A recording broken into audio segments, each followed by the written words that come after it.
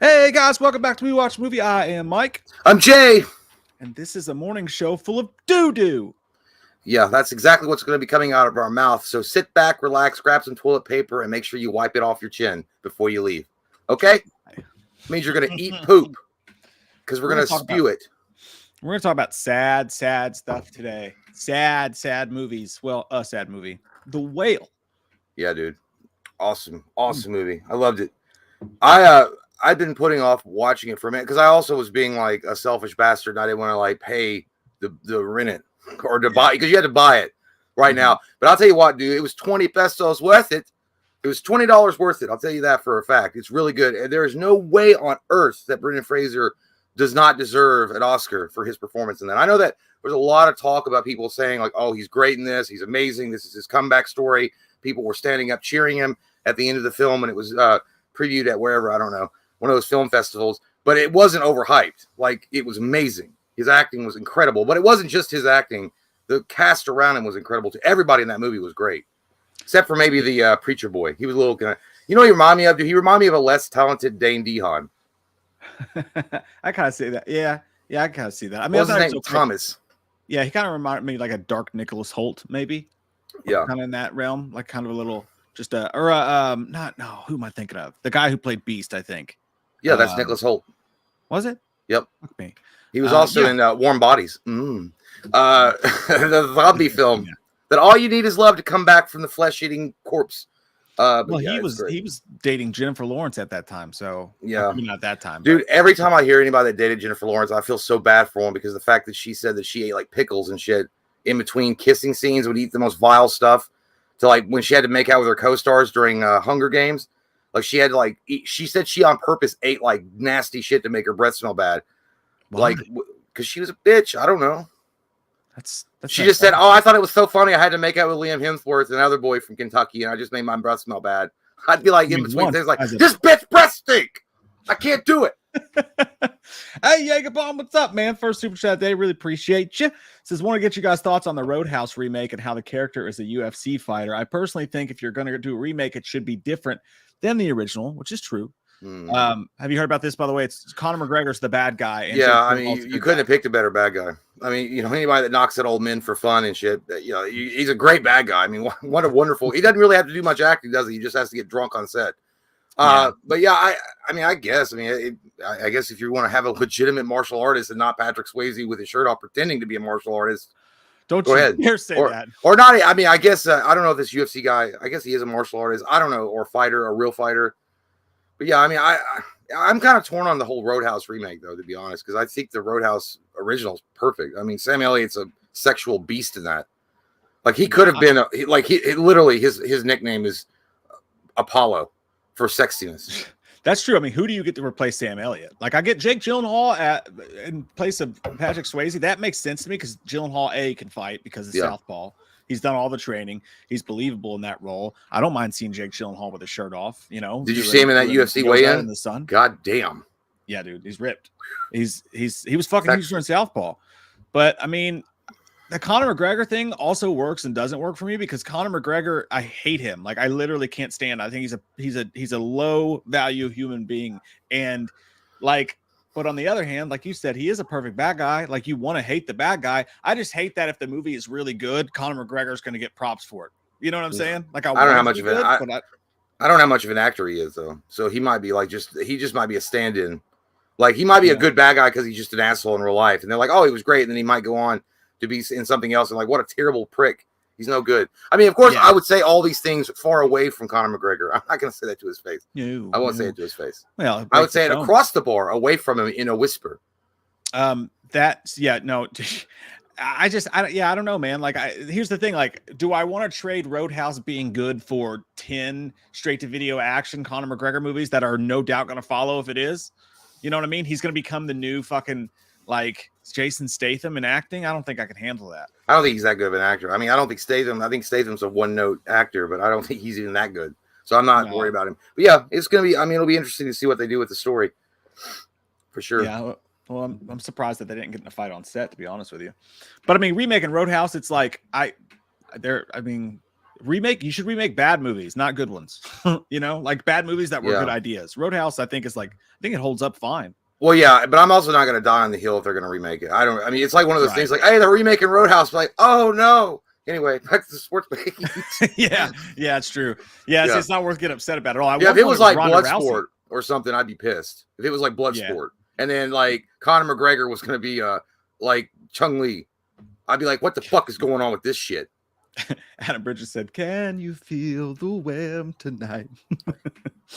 Yes, every night. Oh, that song just makes me sad. I don't know why. It gives me a weird feeling. Caleb Parker said, "Good morning, Jay and Sal. Have a good hey, fuck you, buddy." Hey, Caleb. It's like he got an angry face. Every time I see his profile pic, it looks like it's an angry poop. Child of the Corn is back. What's up, dude? Says, yo, what's good, fellas? Sitting down watching Lethal Weapon 2 and playing some Madden. God, yeah, that's a solid day. I want to be you. Who was on your guys' action hero Mount Rushmore? 4 spots. I mean, I think we talked about that. I mean, it was it's Van Damme, Arnold, Schwarzenegger, Stallone. I gotta put him up there, and I don't want to, but I gotta do it. Steven Seagal. Yeah, mine's the exact same. And God damn it! But what about Bruce Willis? Yeah, no. I mean, based on likability, yeah, but I mean, for the action heyday, Seagal's got to be on there. I mean, I have to do it. Yeah, it's just like the dirty, like it's like that one guy on the Mount Rushmore that nobody knows about. Like I don't know who's that guy. I don't know who that guy is, but he's on there. But he would have an asterisk next to his name that just like, but we don't like him anymore. Yeah, just so you know. Yeah, it would be like a little like a comic book strip thing right above his head. Like a little somebody added it on rock. What's his name? Is that Grover? I don't remember. We're fucking stupid. We're in America, and literally Mount Rushmore is like a landmark in America. And I know that Washington's on it. Probably Lincoln, right? You got to get Lincoln. Jefferson's on it. Jefferson's probably on there. And then Hancock. Yeah, Herbie Hancock. Herbie Hancock. Stupid. But I think it's Grover. I could be wrong, or maybe it's Teddy Roosevelt. Fuck me in the butt. I can't. It's Teddy Roosevelt. You can't put Grover on that bitch. I don't know who it is. It's maybe Teddy Alexander Hamilton. He's on the $10 bill. I know this because that's as much money as I got in my account, so I'm very familiar with that. Fucking racist mountain. $10. No goddamn diversity on that Rushmore at all. We got because there was all people that was back. It was all white. Yeah, the only ones in power back then. It's bullshit. Ski Bump the Bump God, Ski Bank the Bump God. I just pick when I read that I picture you skiing and doing cocaine. Copious amounts of cocaine. That sounds like a Quentin Tarantino scene. It does. Hey, Studs, who wins in a fight to the death? The toys from Small Soldiers or the 3 Chucky dolls from Cult of Chucky? Small Soldiers. Small Soldiers. They're like literally tactical fucking army guys. It's like they're gonna win. They're gonna take that shit down. Yeah. That's pretty easy. I mean, of course, you know what our opinions are. Like, we would beat the shit out of Chucky if he ever showed up at our door. Michael Parton, what's up, buddy? Says, what are y'all's thoughts on the TMNT trailer? We're just going to talk about that, actually. I was not seeing it yet. But I was not seeing it. I mean, yeah, it's... Hang on, I'll show you the pictures, at least, of it. Well, I mean, is it going back to the actual material? Oh, no, my God, never mind. I thought it was going to actually go back to the subject material where they're, like, super dark and, like, they're murderers. But, they're not... Well, they're anti-heroes. No, it's more like, to me, it feels like the trailer feels like what they did with Spider-Man and Into the Spider-Verse or whatever. It's kind of like that. Yeah. And but they do make it really 90s feel, and it's got the song in the trailers that "Can I Kick It? Yes, you can." You know what I mean? The boom. That looks like in that picture. It looked like that girl turtle on the far right, but it's Michelangelo. I was like, please God, not her. Yeah, the cast is crazy. Jackie Chan is Splinter, which is badass. That's awesome. Hannibal Buress is Genghis Frog. Rose Byrne as Leatherhead. John Cena is playing Rocksteady, which is beautiful. Ice Cube is Superfly. That's awesome. And Post Malone is Ray Fillet. Paul Rudd's Mondo Gecko. Maya Rudolph is Cynthia. And Seth Rogen is Bebop. Yeah, isn't Seth Rogen producing this? Yeah, Jeff Rowe directed it, and Seth Rogen and Evan Goldberg, who did The Boys, produced it. And Brendan O'Brien wrote it. See, I kind of thought when they announced that they were going to do a Teenage Mutant Ninja Turtles new one, I really thought that. I mean, they'd already tried the Michael Bay thing, which I kind of liked it. I don't think it was great or anything. The CG was horrendous. Yeah, it made me want to throw up in my shoes. Yeah, but Jesus Christ, Megan Fox, good God, she could do a story on my wiener any day of the week. Ice cream and then obviously the most classic, perfect of all time is the original 1990 TMNT. But I thought they were going to finally go. So that didn't work for them. The extreme Michael Bay didn't. I thought they were going to go and make it like, let's just go back to the source material and make it like it was, like where it's kind of pretty dark. Like it's pretty like the original 90 Turtles got close to it, but it didn't cross that line. Yeah, let me just play a snippet of the trailer just to give you. I won't play the whole thing, so I won't get copyrighted. I think your alarm's going off. Is that the one you lost, like in your room? Yeah, that's the one that just goes off randomly at this time. I'll play just a second of it so you can get the vibe, dude. So all I was gonna say is I like the vibe of it and all that. I'm not a huge fan of the animation. Like, you see the faces and stuff. Like, yeah, it's fine, but they look like they look a little kiddie. Like, I guess they're supposed to, but they look like like Bluey or something. I don't know. They look super. Yeah, it's like if fucking Rembrandt got high and then just like painted shit for like a children's book in Dr. Seuss. Yeah, kind of. Yeah, it looks like a children's book, sort of. But like, check out the voices. Here, I'll just play this last clip at the end of it. Where is it? I don't like Donatello at all. They don't sound like the Turtles that I know, so it's weird. Okay, here we go. Oh my God! Oh my! I'm gonna be sick. Leo, what happened? Is Donnie bleeding? It was an accident. Mikey, watch out! Yeah, I mean, it's weird though. When I heard the voices, like in the way that they were delivering the lines, it almost sounded like it was going to be one of those like rated R, like back in the old school comedy. You know what I mean? Like, I guess just because who's involved with it. Like, and just the way they were delivering the lines, it was like they were gonna be like, "Holy shit, what are we gonna do?" Like, yeah, dude, I kind of wish they would. Like, I mean, I guess I don't know if there are people be like, "No, you can't take childhood stuff like that and make it like this because kids still watch it or whatever." But like, I wouldn't mind if they, because you're talking like Paul Rudd and like Seth Rogen and all that. I think you're right though. I would like to see that. But yeah, but then I mean, I'm not mad though if they made them dirty. Well, I guess now the kids thing owns it, but I mean, where the source material, it's literally it wasn't meant for kids. I'm not really at all. Like the comic book, if you read the comic book, it's like violent. Yeah. It's like super violent. So I don't know.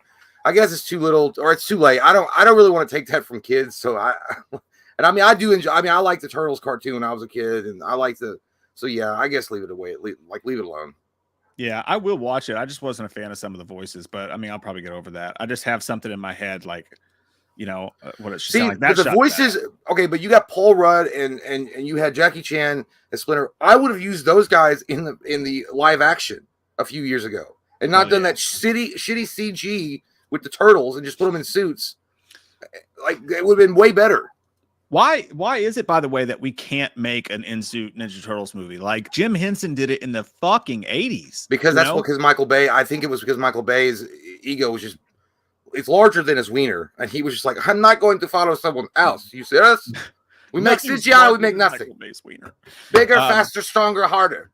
CGI. But in general, though, like, why doesn't anybody do that? This is like the 4th animated film, and I'm excited to see it. Don't get me wrong, but like, I mean, why can't we just go get the fucking puppet outfits, make them even better, and then make a new Ninja Turtles movie? Well, that's for one thing. I think the original, the actual outfits are fucking rotted away. I think I watched them, so they'd have to go back from scratch. Well, the second thing is, but I mean, it's the same question. Like, why can't we? It's the question of practical effects. Like, Stan Winston did amazing with Pumpkinhead. With that creature effects, and Stan Winston was he was just an amazing creative force with practical effects, as was Jim Henson. But they, it's just now it's everything CG because it's cheaper. It's cheaper and it's faster. That's why they do it. It's trash. I don't like it at all. Yeah. Dan said, "What's with all the Connor hate?" Dan, I don't know if you know Connor's story, but every step of the way, he's been a total piece of shit. He's a douche, man. Come across. But good fighter, just a douche. Yeah. Yeah, and not really a good fighter either. Eddie Boy Movies says, thanks, buddy. He says, morning, gents. Either of you have top remakes that worked and movies where CG is justified and fits over practical? I'd say Twister. You definitely can't rain dance a real tornado. So, I mean, maybe. I mean, if you went to a shaman named Sir Rain-a-Lot. Yeah, maybe, I don't know, but yeah. Flying Tornado. That was his shaman name. Oh, yeah, I bring down from clouds for $100. I don't know. Yeah, I don't know. It's a remake that works. I mean, dude, that's like right off the top of my head. I can't think of any. I know there is one. I mean, but it's early. I don't know. I'd say I would definitely the mid 2000s horror, Texas Chainsaw Massacre. That one, Yeah, Amityville Horror is an underrated good remake. You know, The Hitcher. That they kind of went on a fucking run with those. Well, to be, well, I guess I'll just go with that too. I mean, because I know that people love the original, but I didn't hate the original one, but I like the remake better. Was House on Haunted Hill. I thought for what it was and for what they did with it, it was great. The same thing, I guess, with 13 Ghosts. And as far as CG justified over practical FX, I mean, like there are certain things in like you can look at certain things in like in Lord of the Rings where it makes sense, where they have CG and it fits in with the story and they do it well. You can use CG effectively alongside practical effects if you know how to blend that shit in. And I think Lord of the Rings is a good example of like there are certain scenes, there's no possible way you didn't have enough money to make these things practical. But they use it effectively. These people that jerk off to it constantly and like they just think CG on their head every day like George Lucas did are the ones that are just like, damn, man, you ruined that shit. Like episode 1 Star Wars, holy fuck. That looked like a PlayStation 1 video game, most of it. Yeah, it's true. And Beast just came out with Idris Elba. They did an amazing job with using and that. I mean, and it's like, again, like sometimes you can't get a giant lion to attack you. Now they did it with Bart the Bear with all the bear movies, but yeah, sometimes the animal stuff you got to do it. I just think, whenever there's something like that you absolutely can't do, CG should be used to make shit happen that we can't make happen ourselves. I mean, that should be the rule. Like, if we can make it ourselves, put in the fucking work, build the sets, pay the money to make it work, unless it's a low budget film. But if you're talking about a tentpole movie, I say if you can make it, and just use CG for the shit that you can't make, like an actual Godzilla. Duh, you know what I mean? Well, yeah, unless your name is James fucking awesome badass coolness Cameron, who built a scale of Titanic and then sank that bitch. Yeah, but I don't know how much that movie cost. Titanic was like $500 million. It was something ridiculous. It was the most expensive movie in history at one point. Yeah, it was like a ridiculous amount. And James Mangold is spending $300 million just to de-age Harrison Ford. You know what I mean? For Indiana Jones, it would probably cost about that. Yeah, Harrison Ford's had a long life. But again, even James Cameron can't make blue people happen. He could. I mean, he could probably give them suits. And... He's like, hey, drink this fucking blueberry monster. A lot of it. D. Mitch, what's up, man? Says Jay, Midnight Suns is amazing. Thank you for the recommendation. You're welcome, man. Might go on YouTube and look up punk band Genoa from Drive Thru. Drive Thru Records, or is that the name? Genoa from Drive Thru. Is Drive Thru Records still around? I don't think it is. But I'll check it out, man. Thank you. Yeah, I'm glad you enjoyed Midnight Suns. I'm on my 3rd playthrough myself. Not that I'm a virgin. I was watching Twins, by the way, with Arnold Schwarzenegger, Danny DeVito, and Danny DeVito realized he's like, you're a virgin. He's like, that's private. He like storms in. Oh, by the way, I know this has nothing to do with it. I was just thinking about this. If you guys get a chance, I'm gonna watch it today. I just saw snippets of it though. I'm gonna watch that fucking Chris Rock Netflix special. He apparently ripped fucking Will Smith's ass up. I watched just a snippet of it. My God, he was like, you know what entanglement means? He goes, I never had somebody cheat on, but we all been cheated on. And then somebody say, hey, I sucked a guy's dick. How you feel? And then shoves a mic in your face. He goes, entanglement just means I want to have an excuse to fuck your friend's son or your son's friend. I mean, he went off at her, went off at Meghan Markle. He also made a good point. He was like, and it's true, I didn't even think about that. He's like, listen, he said Charlemagne called him a bitch. The Breakfast Club called Will Smith a bitch. I called him a bitch, and he's the only one that walked up on stage to beat my ass because he's the only one. He knew he could take me. He goes, that's some bitch ass shit. Yeah. And I was like, 100%. He said, I tried to call him to give my condolences because he was getting, and it's true. You know why it took him so long to say anything and do anything is because I think for a year he was considering suing the shit out of him. Yeah. Yeah, no, that makes total sense because, like, you can't go out and say shit and then sue. He's just deciding which is best, and I think he made the right decision. I've seen it twice now. I watched the whole special. I got one, yeah. Some of it was okay, some of it was awkward, not great. But the Will Smith stuff was really fucking good. Like, I mean, he went hard. You could tell he was pissed too when he was doing it. Well, yeah, I mean, and again, we've talked about that. ad nauseum about Will Smith and what happened there. And of course, you feel bad for him to a certain degree. You know, he had some shit going on. The guy had been broken, literally made fun of and humiliated by his own stupid ass fucking balding wife. But the fact is, you know, you can't go out on national TV and smack a fucking dude in the face. You just can't do it. Like, that's just not going to happen. Especially when he's half your size. Yeah, yeah. And, you know, Chris Rock was exactly right. He's like, all these other bigger dudes had said shit, and he didn't do a fucking thing, but he just took the smallest dude down that he knew he could take. And then we've said this before, Jason Momoa stood up there, The Rock, anybody that was twice as big as him. You think he got up and tried to smack him? That motherfucker had been pile drive through the fucking concrete if he tried that shit. I think Ricky Gervais would have slapped him or thrown a drink in his face. Yeah, and dude, oh yeah, there's no bad. And he was like, why? People keep asking me why I didn't do nothing. He's like, because I was raised. I have parents. He's like, I was raised not to fight in front of white people. I don't know what that's supposed to mean. What does your dad, Samuel L. Jackson from Die Hard with a Vengeance? He's like, and who do we not trust? You want to call me what? You want to call me that way? He's like, no, I wasn't. I was going to call you an asshole. All right, asshole. Is that all right if I offended your people somehow, Zeus? You're an asshole. It worked out for him though. I mean, look at Chris Rock's career took a huge bump from that, and Will Smith took a shot. So, but no, he did rip him apart really good. And he at the end, what I agreed with too that he said about the whole Jada Pinkett Smith thing, he was like, she hurt him way worse than I did. Like way worse than I did. And it's true. Yeah. He's absolutely right about that. The biggest bad guy in that whole situation isn't even Will Smith. Is fucking Jada Pinkett Smith. Well, I think most people, the way she's treated him for years. Well, there's no way you can look at that and look how she acted and just her whole thing afterwards and what she did before that and think that she was like the goddamn Emperor Palpatine, and poor Will Smith was Vader, twisted by the dark side and no longer recognizable as the Fresh Prince.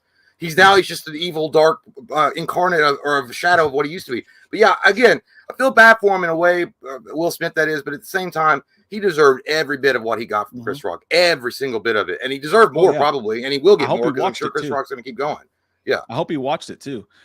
Speaking of which, dude, I was watching Jim Jeffries is my favorite stand-up comedian. And he has the new one out. If you guys haven't watched Jim Jeffries on Netflix, just make sure the kids aren't around. You're going to laugh your tits off. It's the nastiest, funniest shit ever. But anyways, he was talking about the Jada Pinkett Smith thing. And he was like, I have male pattern baldness. He's like, I've got a transplant and all this shit like that. He was talking about people switched around. He was like, I love it. He's like, I think it's great, you know, that people are transitioning or whatever. He's like, go live your life, do what you want to do. He's like, but if you're to switch to a male, he's like, if you want the full male experience, he was like, you should just get some clippers and shave a donut right in the back there. He's like, if you're gonna do the whole thing, do that too. And he was talking about Jada Pinkett Smith, and he was like, fuck her balding. He was like, he went up to some guy in the crowd and he was like, people were saying, oh my goodness, you're so strong. You're so strong. You're a hero. And he walked up to a bald dude in the audience and he pointed at him. He's like, sir, has anybody called you strong or a hero? He's like, if they catch you wearing a hairpiece, they're like, how dare that man pretend not to be bald? He's like, but a woman can wear a wig. It's fucking hilarious. But he went after her too. It was pretty funny. Yeah, well, she deserved it too. I think she deserved a lot more hate than she's gotten. I mean, I don't give a fuck you got alopecia. Who gives a fuck? God damn. Get over yourself. Go, because that's like the end of Waiting. He was like, I don't know what to do when I grow up. Go join the army or something. God damn. Shut the fuck up. Go put some fucking like a wig on. Not just that, but if you're a dude that's balding, you go get a hairpiece, you look like a fucking idiot. You know what I mean? A girl puts on a wig, I think it looks great most situations. Yeah, my shit's going away, and it is what it is. Fucking, it's called age. It's called life experience. It's called what's going to happen when your balls drop further down because you're older. Stop being such a turd about it. I can't. Some people are such baby victims. I can't stand it. Yup. Children of the Corn says with Scream 7 green light, does that mean no Nev? I did not see that Scream 7 was greenlit yet, but I've imagined the entire time it would be. And I think that the Nev thing's still floating around. We didn't find out she wasn't going to be in the movie until like after I believe it was already announced. So I think if they put Nev Campbell in there, they're dumb. They need to move on from that shit. Well, I'm hoping for a full circle. I hope they need to kill her off. And Stu comes back to finish off the new trilogy, but that's a whole nother thing. Well, they need to move on from that. I think Scream 5 was good, but I mean, I think it could be better if they didn't have the old cast in it. I feel like I got an attached, like obviously David Arquette, one of the characters, but I'm not going to spoil it for people that haven't seen it, but still, I don't know. I feel like it's time to move on from the original cast. Yeah, I mean, I don't mind that they're there, but I also think that it's strong enough to continue without them if need be, for sure. G Nasty says, my wife and I speak pretty fluent movie quotes to each other, but whenever I say Herbie Hancock, she just looks at me like I'm a complete idiot. She does not accept the Tommy Boy quotes. That's a great one, dude. Goes, I think we're gonna be okay here. At least have a thin candy shell. I think your brain has a thick candy shell. Your brain's got the shell on. Are you talking? Shut up. My favorite one is that I can actually hear you getting fatter. He has the ketchup. He's like, I like when he's like, I've never seen one close up before. He's like, well, maybe if you had leaned over to insult me, you would have seen it go. He's like, shut up, Tommy. It's not my fault. When they hit the deer. I was like, not so much here or here, but right here. It's like, nope, I don't see a thing. I do that thing where Tommy Boy, where because it was so perfect because when I was a kid, you do it too. When he fucking breaks the door off, he backs up on the gas pump and he tries to fix it, and then David Spade opens it and he goes, "What'd you do?" Dude, I use that all the time. I've done it before. Like, you fucked something up and then you barely put it back so that when somebody else messes it up, you're like, "Oh man, what'd you do? How'd that happen?"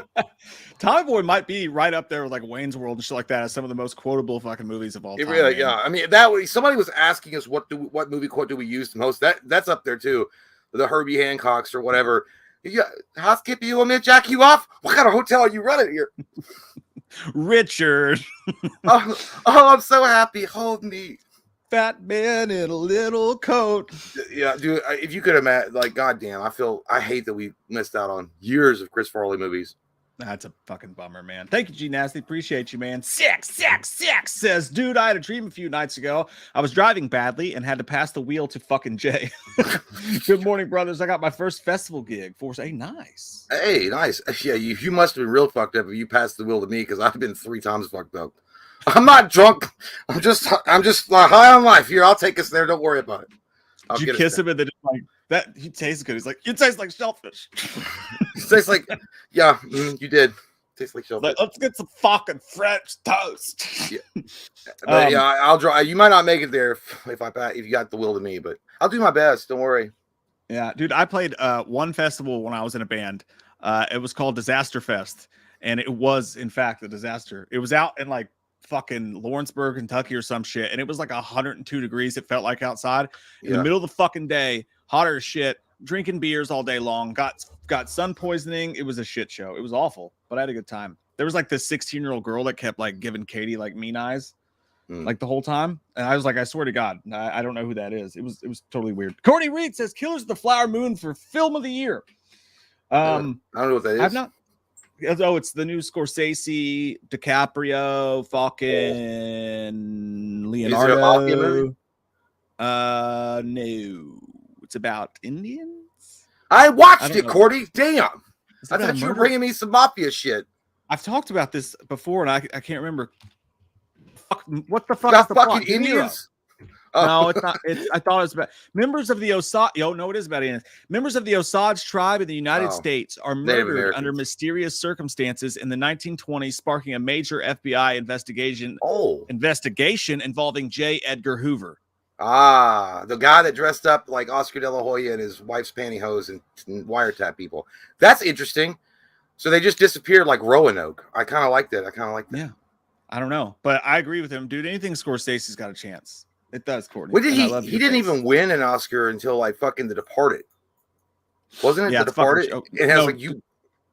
DiCaprio didn't. No, you think you're right. I thought it was Scorsese that didn't win one until The Departed. I'm like, what the shit? He'd had so many great hits, and then it's like, oh yeah, it's The Departed, which was a good movie. Don't get me wrong, but I'm gonna look here. I thought he won it for Raging Bull, but he was just nominated for best. He didn't win until The Departed 2007, and he hasn't won since. Which is so weird. You think about that. I don't know how that works. Fucking Irishman, Wolf of Wall Street, Aviator, Gangs of New York, Goodfellas, Raging Bull, fucking Goodfellas would have been right away. I would have thought one, but it didn't, which is insane. I don't know what else came out against Goodfellas that year that could have not possibly beat it, but it was probably some fucking stupid, I don't know, artsy fartsy movie. Yeah, probably some crap, man. The Oscars are such bullshit. I think that's this weekend, by the way. Yay! I can't wait to not write that down on my calendar.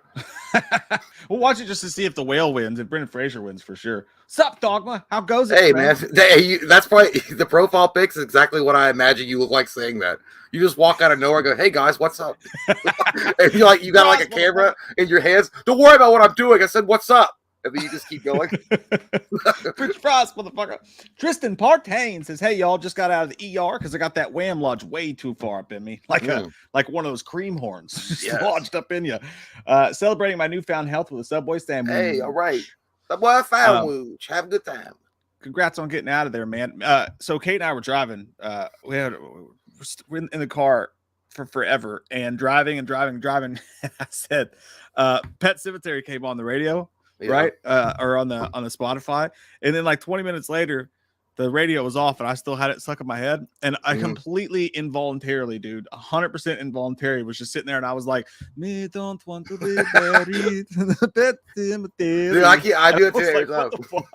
Yeah, dude, I can't listen to that song at all without going, me just want Miss Sounds to go.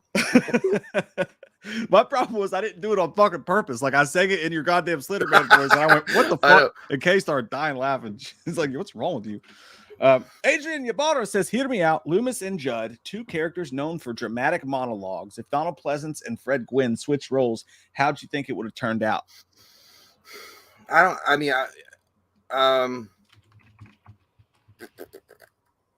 I think it would have been all right, but I think Donald Pleasance has that theatrical type of ability and presence that lent itself to that character that needed this heavy type of atmosphere in Dr. Loomis to convey what was the seriousness of going on of the situation. So I'm not saying that Fred Gwynn wouldn't have done such a obviously, but he would have done good. But I think Donald Pleasance is just.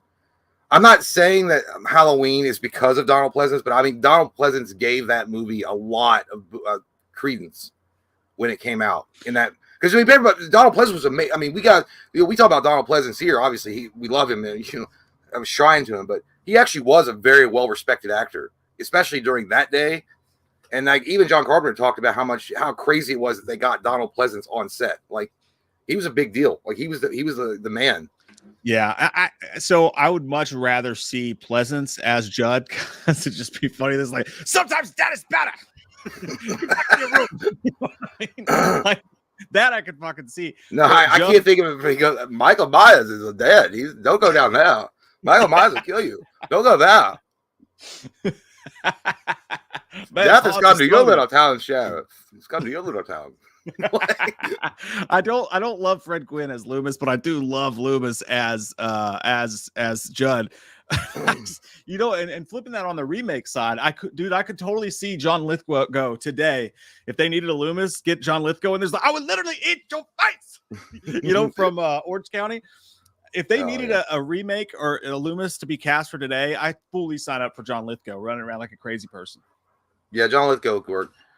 I don't remember. I don't remember who we. I can't remember. We've cast Loomis so many times, but yeah, Lithgow would be fine if you want to get an older one. I'd be psyched about that. What's up, Dan Murphy says watched Zodiac last night. Jake Gyllenhaal's phenomenal. Jay, did you just grab my ass? No. Should I? I just want to let you know you're barking up the wrong tree. Because I'm not into that. Because sir, he just called. He's in the Bahamas. He says there's no way he could have grabbed us. What's he up to now? What's he up to now? Shit. Dude, Zodiac rules. I need to watch. It's about time for my yearly Zodiac watch, man. That movie's such a goddamn mood by our directing savior David Fincher. No, sir. Who everyone knows is better than James Cameron. I feel like that meme where it's fucking what's his name from Goodfellas laughing hysterically at Joe Pesci's really bad joke. Alien 3. But no, it is good though. I actually got to watch Zodiac for the first time last year. The first time I'd ever watched it. I think it was last year. It was good.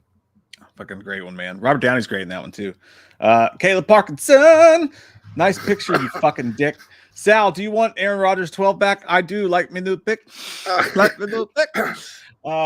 I mean, he looks kind of handsome in that picture, so I'll accept. I think Sal's a good-looking guy, man. I'm not Italian though, so it's basically taking everything attractive about him away, and then it's like that's you. Italiano, I can make a pizza for you and take it down to the street and put some cologne on me and make you feel good. You got it, bread. I I do want Aaron Rodgers back, but I don't mind if he leaves because I think Jordan Love is ready. I'm excited to see what Jordan Love can do. But sometimes I get sick of Aaron Rodgers shit, but other times I'm like, God, I like to watch that man play football, and he's got a wonderful peppered beard. So that's how I feel about that. Either or. Why don't you just go back to Shailene Woodley and shut the fuck up on his dark retreats? Dogma says, every time you guys wear backwards hats, it makes me feel that you two are having a midlife crisis. I love it. Well, that's 100% what's happening. Again, your profile pic is exactly what I would imagine a guy like that looks like that to say. You come out of the shadows, nobody asks, and you just say every time you like, yeah, we know. And then soon we're gonna get like Harley Davidsons and learn how to ride motorcycles badly. Yeah, I wear backwards hats a lot. Did you miss the thing about me having the fucking donut hole back here? All right. And you know what? When you're on camera, wearing it backwards actually looks better than wearing it frontwards because you're wearing it frontwards. It just kind of makes it a little bit less personal. I feel like. So, but I kind of like it though because if it's like you're hiding your eyes like Batman. You see the shadows. Underestimate to the sneakiness. Marlena, thank you so much. Appreciate that. Says, hey guys, my mom is a new fan of yours. Everyone's mom's a fan of us, Marlena. But more importantly, we're fans of your mom's. She is having a shoulder replacement surgery tomorrow. Would you guys mind giving her a shout out? It might lift her spirits a little. Her name is Jonelle. I would appreciate it. Well, hey Jonelle, I hope everything goes well with your surgery tomorrow. It's going to be okay, a-okay. And after it's done, make sure that Marlena there, or Marlania, goes out and gets you a nice Subway sandwich, and you have a good old time. You relax, enjoy yourself afterwards. It's not going to be pretty, but it's going to be okay. You're going to be out of surgery. It's going to be better now. All right, Jonelle? Go, Jonelle! Jonelle! John Quinzocha. White Devil. Yeah, Jonelle. Hey, think of it this way. Just pretend that you're doing it on purpose, and then you're going in there to be built bigger, better, faster, and stronger. Pretend the entire time that they're putting like a RoboCop shoulder replacement in, and that you're going to be fucking bionic, and then it'll feel a little bit better. Yeah, and plus you'll probably get good drugs. That's like dude, that's good. That's a good idea. If I ever had my shoulder operated on, I hope some guy comes up to me like I'm halfway in and out, and like in RoboCop 1, he's like, "You're gonna be one bad motherfucker." I was like, "Yeah, dude." Yeah. I wish I could do that for you. I wish I could sneak in right when the drugs take effect and run the room, be like, "You're gonna be one bad motherfucker." I like that part. Awesome. Robot, he rises up. He's like, "You sure?" And he kisses that random girl. I was like, "Yeah, it's good stuff." But yeah, good luck, Joe. Now it's gonna be okay. Hell's yeah. And by the way, do kids still wear backwards hats? Is it like an old person thing to wear a backwards hat, or do we just look like we're trying to look young and wear backwards? Kids wear their clothes inside out. Don't you know? Have you not seen Back to the Future Part 2? That's how kids in the future do things. Crisscross, and Pepsi free, Pepsi. Remember Crisscross? Yeah, they went the side cap. I thought they had sideboards hat. No, they just wore their clothes inside out because they were crisscross. Stupid. That was just lazy. That's just because they rolled out of bed and forgot like how to do it. I forgot what song they did. Was it like this and like that? Like this and like that. I can't remember. I used to like them a lot when I was a kid. Dogma says my PFP is holding a shotgun. So me saying, "Hey guys, what's up?" while in the stream. Also, my pick is Bang Bang You're Dead. Very underrated film. Never heard of that one. You look like that guy looks familiar though. No, he's not. I don't think that's Channing Tatum. Before he had money. Yeah, it's a real life version of Eminem walking out and robbing someone if his rapping career didn't take off. What is it? Oh, January 11th. Or he's like a young man and is in his bedroom. Voices, I hear them, and when they talk, I follow. But you don't need to tell this man. You know what, Trey? I don't like your attitude. Oh, fuck it. I totally forgot that entire song just now. That was awful. Dogma says, no, I actually wear backwards hats too, and I'm 20. Okay. Well, you're 20 years old, damn, dude. You're like, you're a young child. You young child. Yeah, that's crazy, man. Well, I feel a little bit better about it. Yeah, that's one. Crisscross will make you jump. Crisscross. Yeah. It's like you're in the club. You like, would you ever think like, oh my God, I'm a grown man jumping around like little kids rapping, y'all. Just at the concert. Is this Kids Bop? Jump. Hold on a second. All right. Loomis Coffin Cutie with the wonderful name. It just rolls off the tongue, doesn't it? Loomis Coffin Cutie. I love it. Says, good morning, guys. Dude, Jay. I fucking cannot stand dogs that are like little bitches. Like I was like, you want to go out? Like the door. He's like, no. And then he goes, Yes. Well, So dude, indecisive. we're dog sitting right now. Kate's mom's dog. So we have 3 fucking dogs in here, and it is a shit show from West Texas streets. Dude, my dogs almost killed each other last night. It was fucking Did you get crazy. it on camera? No, but I made steak. No, I made steak though, and it was really fatty, so I had like the steak fat, which is actually the best part. It's fucking delicious. Yeah, I could eat that. Give you a heart attack though. But there was a bunch of steak fat left over, and Thor and Hella were in there, and I gave them each a big ass thing of steak fat. And I was telling Katie, I was like, that's probably the greatest thing they've ever tasted. They both finished it, right? I've never seen anything like it. They finished it, and they were like 5 feet across from each other, and they got done. And when they got done, they each looked up at each other, and they just stared at each other for a second. Done eating. There was no like scraps to fight over, nothing, and they were just like, and just lunged at each other, dude, and went after each other like hardcore fighting. I was like, guys, there's no more fuck. I've never seen. I was like, they can't handle like red meat. I guess it was fucking. Well, that's how dogs are, dude. They get like real crazy aggressive with, especially with like meat like that. When it's 2 of them, I don't know what it is. It's like somewhere Shao Kahn said, "Round 1." Fight. That's really what it felt like. Yeah, it's like whoever gets the fatality is gonna get another piece of meat. They don't want to compete. It's like, bitch, you're not a part of my clan. I'm killing you. That's what it was. I've never. I was like, well, I guess they can't handle that food ever again because it made them bloodthirsty. No, if you're gonna feed them, I always you gotta like take them to separate rooms. I give it to them. Well, they've always been fine with it. I think like, literally, if you give Thor a treat, Hella will sometimes come and take it out of his mouth, and he just looks at me like, "Give me another one." But I guess when it comes to this, that shit was too good. Yeah, dude, that shit unlocked the goddamn prehistoric aggressiveness inside. that wolf gene. Well, the thing is, I don't know. But I've never been over. I've never seen. I've never seen it. I don't know if it happens or not. But I don't guess Thor has. I know that Buster doesn't. Food bowl aggression, because that's where you know what guys are. That's where you gotta be nervous around that shit. Food bowl aggression. But if he doesn't have that, I don't know. Yeah, no, he doesn't have it at all. It's crazy. But I was gonna say they look like I would say it's like a dog thing, but we kind of did the same thing to each other when that Popeye's chicken sandwich came out. So that shit was crazy. Anyway, Loomis Coffin Cutie said, Jay, any thoughts on who you'd like to see as the big bad in the new Ghostbusters sequel? Ooh, yeah, there's I don't really want them to remake and redo it because I know that somebody was saying it would be cool to have them bring back Vigo the Carpathian and have him come back in a Ghostbusters sequel. I like Vigo, but I think you could do better than that. I actually would take I can't remember his name. I think he's Mr. Nightmare from the real Ghostbusters. I think that's his name, or the Boogeyman. I think it's the Boogeyman. Let me look that up. But I think that's who it is. That guy was actually scary. I remember as a kid watching the real Ghostbusters, and those particular episodes when the Boogeyman was on was fucking scary. But I heard something like there was some kind of rumor out there floating in the crack of the wind that it might be Sam Hain. You know, the one with the jack-o'-lantern or something. Oh, yeah. Samhain. Nobody says that shit. I swear. Yeah, every time he says Sam Hain, there's like 8 people. It's like, yeah, actually, but those people, okay, yeah, but those people really go around like it's actually Samhain.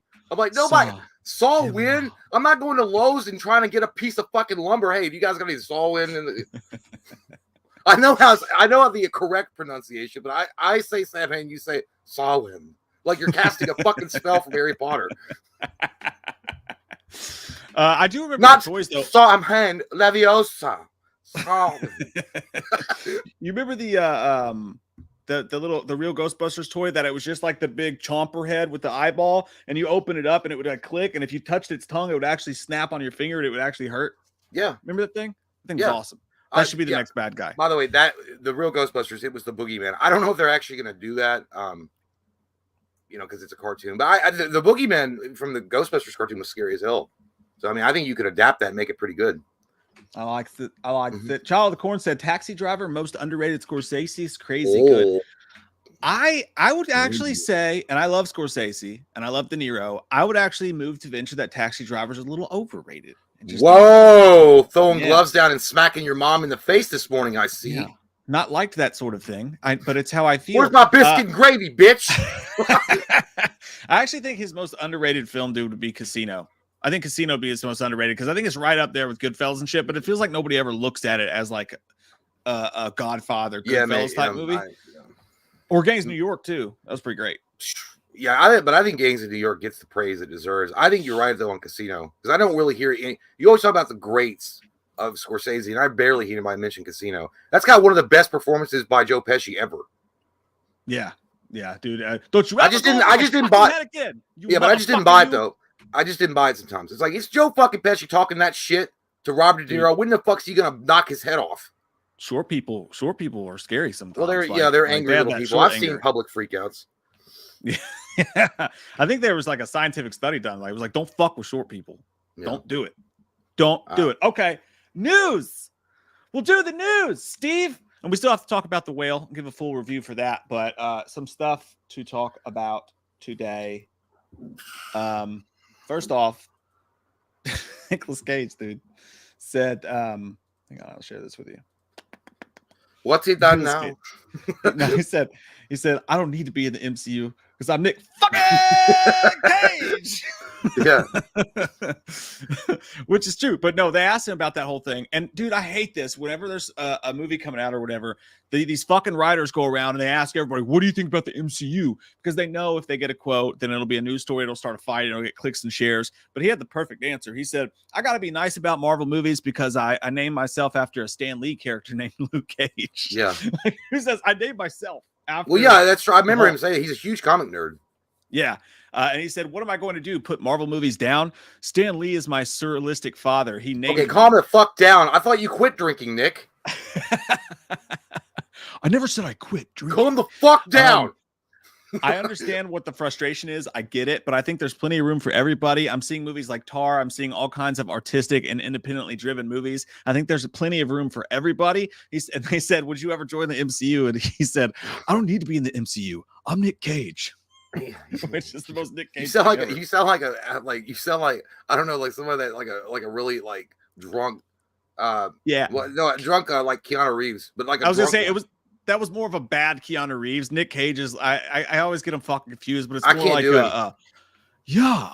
That still sounds like Keanu. I can't fucking do it. What? Who? What? When? I'll kind of try to like the thing in The Rock when he's like, I had kind of an interesting day. Almost got blown up when he has the guitar.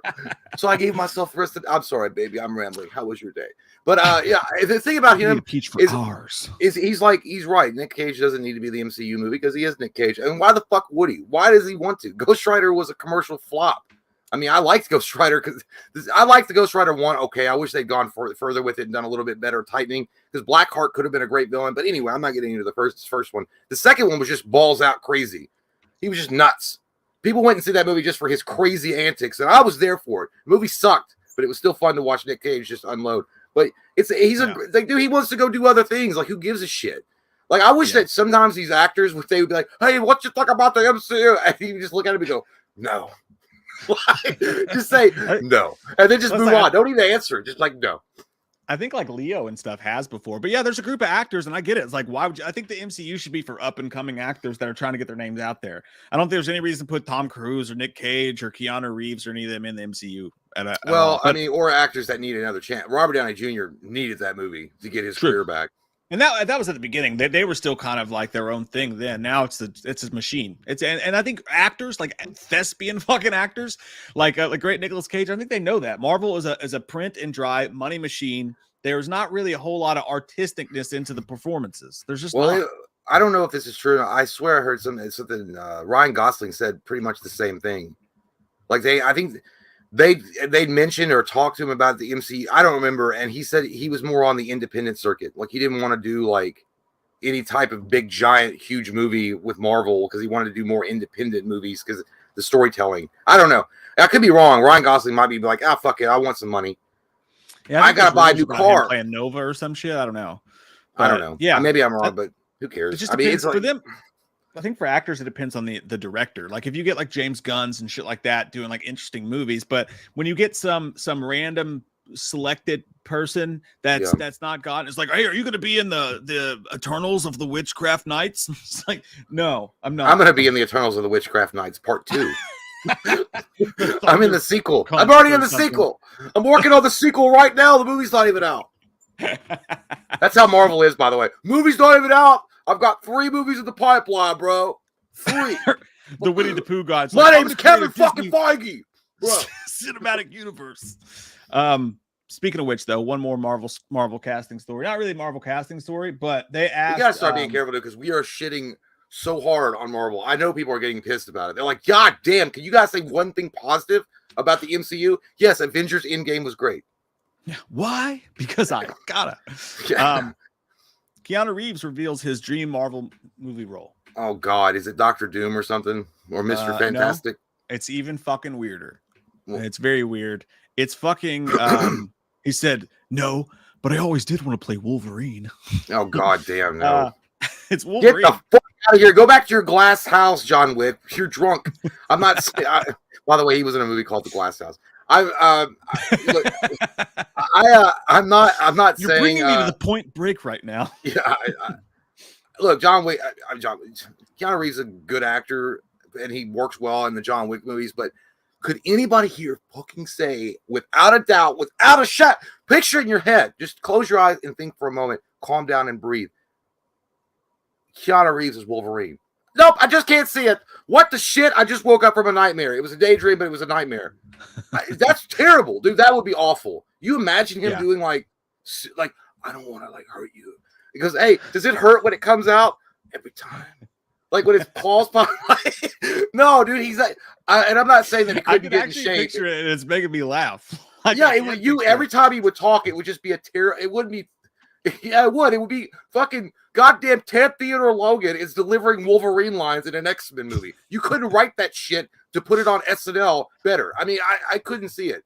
There's no fucking the best way. There is at what I do. And he's a great what guy. I do isn't very nice. and I think he's a wonderful dude in real life. I think he's like a genuine, awesome, really big sweetheart. But there's no goddamn way that I could ever see him being fucking. I could see him being Forge in the X-Men, the guy that like makes shit, like that's his mutant power. He could just make shit. Like, yeah, I just made a bottle opener out of bubble gum wrap and a little tweezer that I found outside. Spoon. It's for you, dude. I'm trying to think of like who I could even see. I was gonna say maybe Gambit, but no, his voice is too succinct for that. Like Keanu Reeves doing an impression makes no. Have you ever? That's the thing. Have you ever heard him? Has he ever done a Southern? Has he ever done any accent, or has he just done the same? Like he's just the same. He did Southern in Devil's Advocate. Oh yeah, that was pretty bad. I remember that.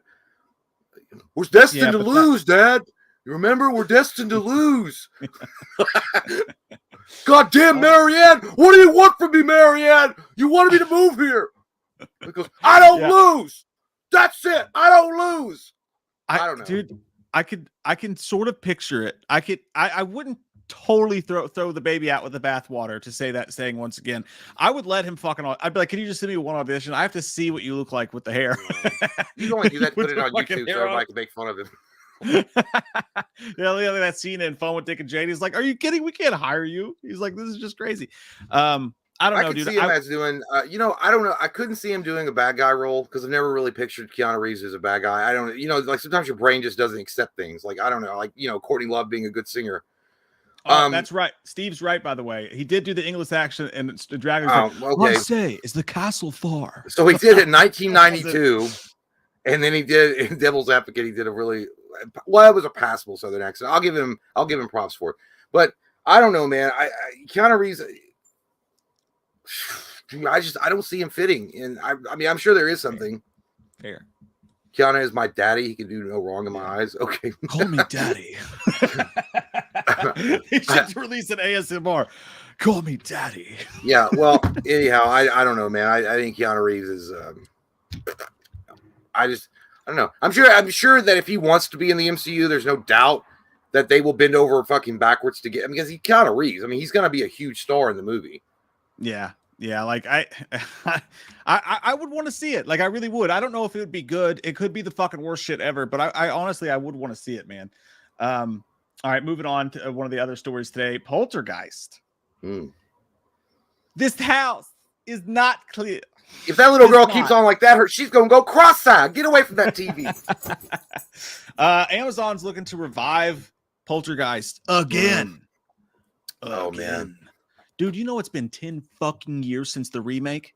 I know. 10 years. It's like digging up a corpse and then fucking it.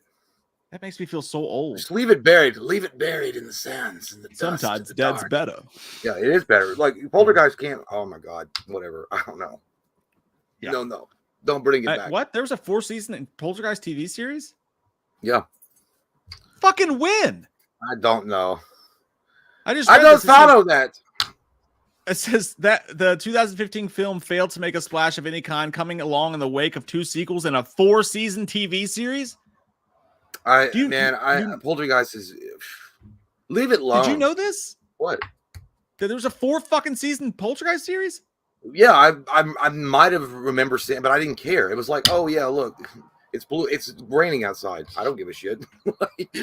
I've never heard of that my whole fucking life. I think we talked about it. I swear we talked about it. I'm so confused right now. But anyways, it says Amazon recently acquired MGM, and it looks like Amazon's interested in bringing the horror franchise back to life. During this week's episode of The Hot Mic, it says that Jeff Snyder, it's one of the properties that Amazon's looking to prioritize, they said. It's complicated by the fact that Spielberg would likely need to be involved. So all the stuff's up in the air. They're still figuring it out. Man, I don't know. It feels like such a grift to me anymore. Like Hollywood needs to stop this shit. And I know it's not, but it's like you're always reviving or digging up old franchises and trying to put a new spin on them for modern audiences, which I fucking hate that term. That just means bullshit woke ass brigade stuff that you're going to put into your goddamn shows. The modern audiences. I fucking can't stand that. Leave it gone.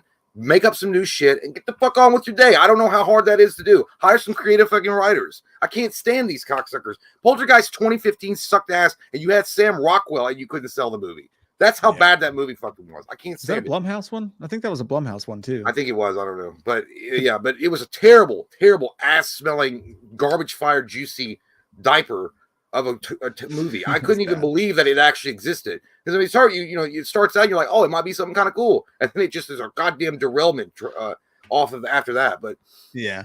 I see what you're saying, but on the flip side of that, I mean, like, look at where we're at right now with movies too. Like, with all the stuff of Scream, Halloween, Exorcist, fucking Evil Dead, like the whole requel idea and bringing shit back from then and adding on to it is kind of like it's kind of working though.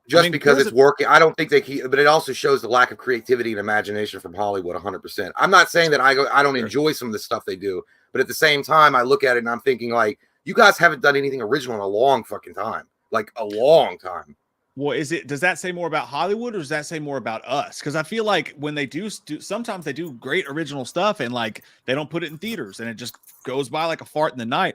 I feel like even there was a time there when that's like the only thing you could get done. Like if you wanted to make something, you had to tie it into an IP or it just wouldn't go to theaters. You know what I mean? So it's like, I don't know. I mean, like I think word of mouth works. Terrifier is one of those perfect examples of working. I mean, you're going to dangle a carrot in front of a fan or a fan base that loves the particular. I mean, they're going to go flock and go see. I mean, it's not hard for a company to figure this out. It's not because it's the fans' fault. It's because these companies know that's a quick buck. That's easy for them to do. That requires no imagination.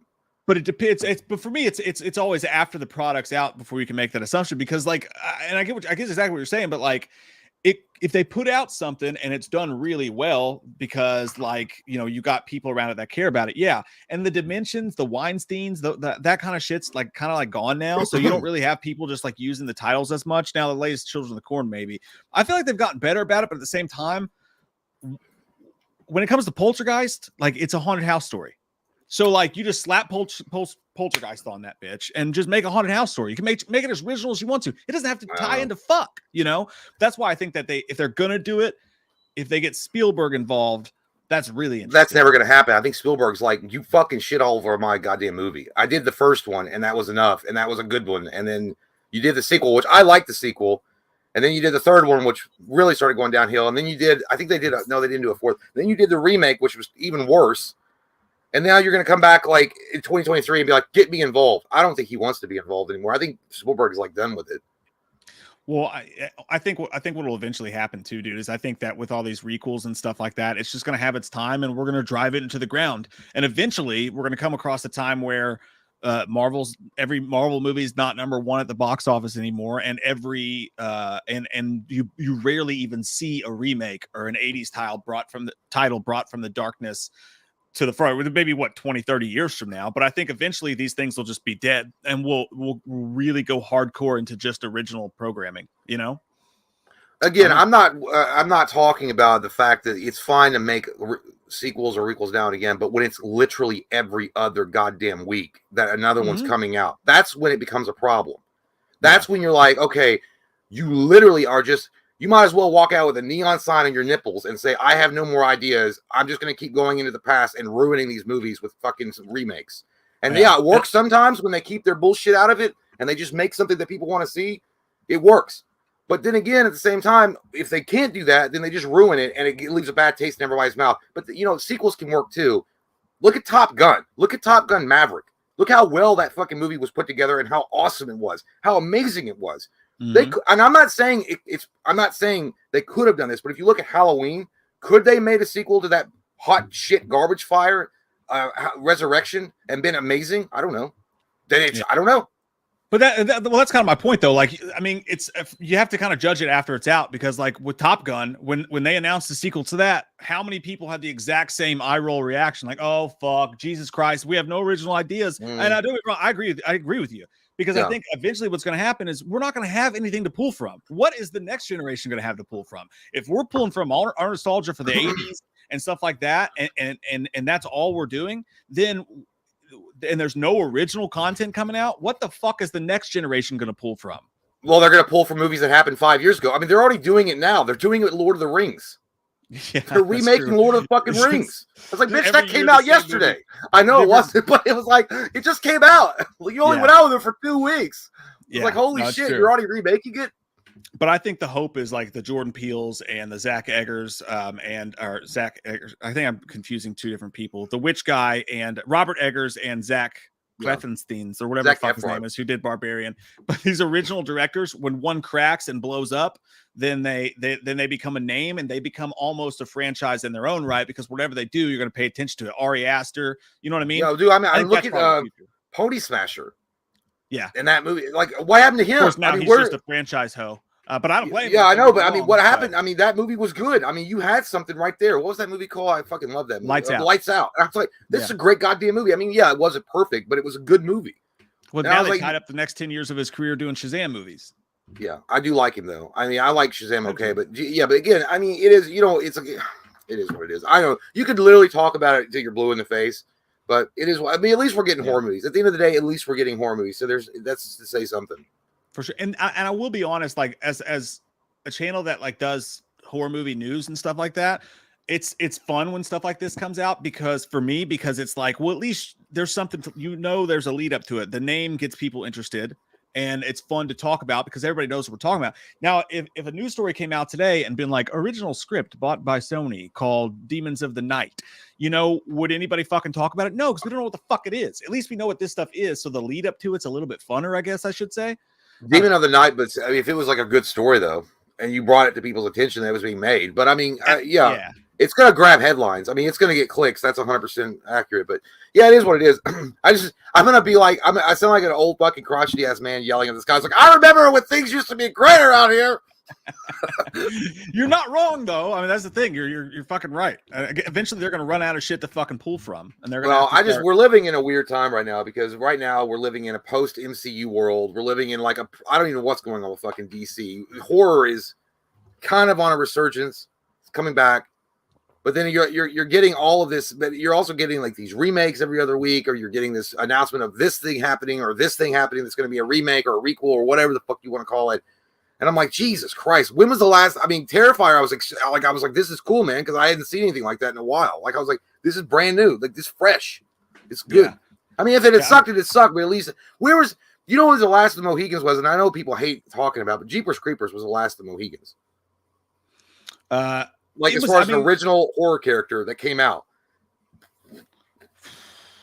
I mean, you could say See No Evil. You could say he wasn't really.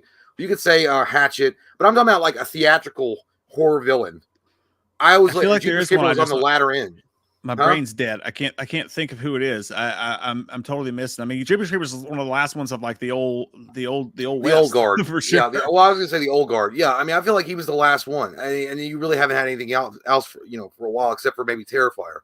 Yeah, and I couldn't think of any movies, so I'm pulling this up right now. So like I'm looking at like my top movies or whatever of 2022, and like the top one. So like not original.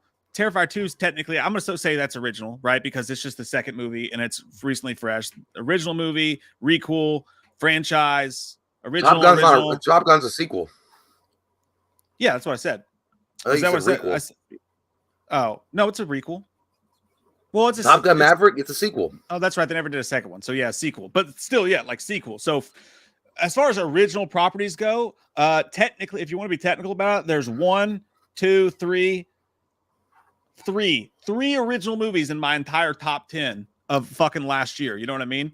Like that's how rare they are to do an original movie that's not tied to some sort of IP. Pearl was a prequel. Fucking Halloween, obviously. Texas Chainsaw Massacre. Fuck you guys. That movie was awesome. You know what I mean? Like it's almost like. Who said? What do you think that? I like Texas Chainsaw Massacre. No, I know, but like, what do you think that looks like in the '90s? If that was 1995, dude, I bet 9 out of those 10 movies would be fucking original. There'd be like one sequel. You know? Yeah, that's my point. I guess there was just more creative fucking fuckers in 1995. I don't know. It's just like I don't know what they're gonna have the fucking pull from at the end of the day. I really don't. I think they're just lost in figuring out what the fuck people want. I don't know. I mean, it's like yeah, we know that if we put this movie out in theaters that they're gonna go see it, but then at the same time we can't come out with anything original because we don't know how to hit the tone of what the people want. Speaking of which, the next story is Escape from New York requel. God damn it! I gotta go. Well, before you get to that, I gotta go to the bathroom real quick. I'll be back. All right. I'll have a couple super chats. Oh, well, that was for Jay. I'll read it to him when he gets back, man. Yeah, dude. This is crazy. Now I don't mind it because it's radio silence, but we'll talk about it in a sec. What's up, Joe Stunner 77 says you guys seen the Pope's Exorcist trailer? So I'm doing this thing now where I will watch. I'm putting up a video every month about every single horror movie that's coming out the following month. But what I've done a couple times is when I go to research all the movies and watch all the trailers for it, I will watch the trailers live on the Patreon and hang out with people, and we'll watch them all together.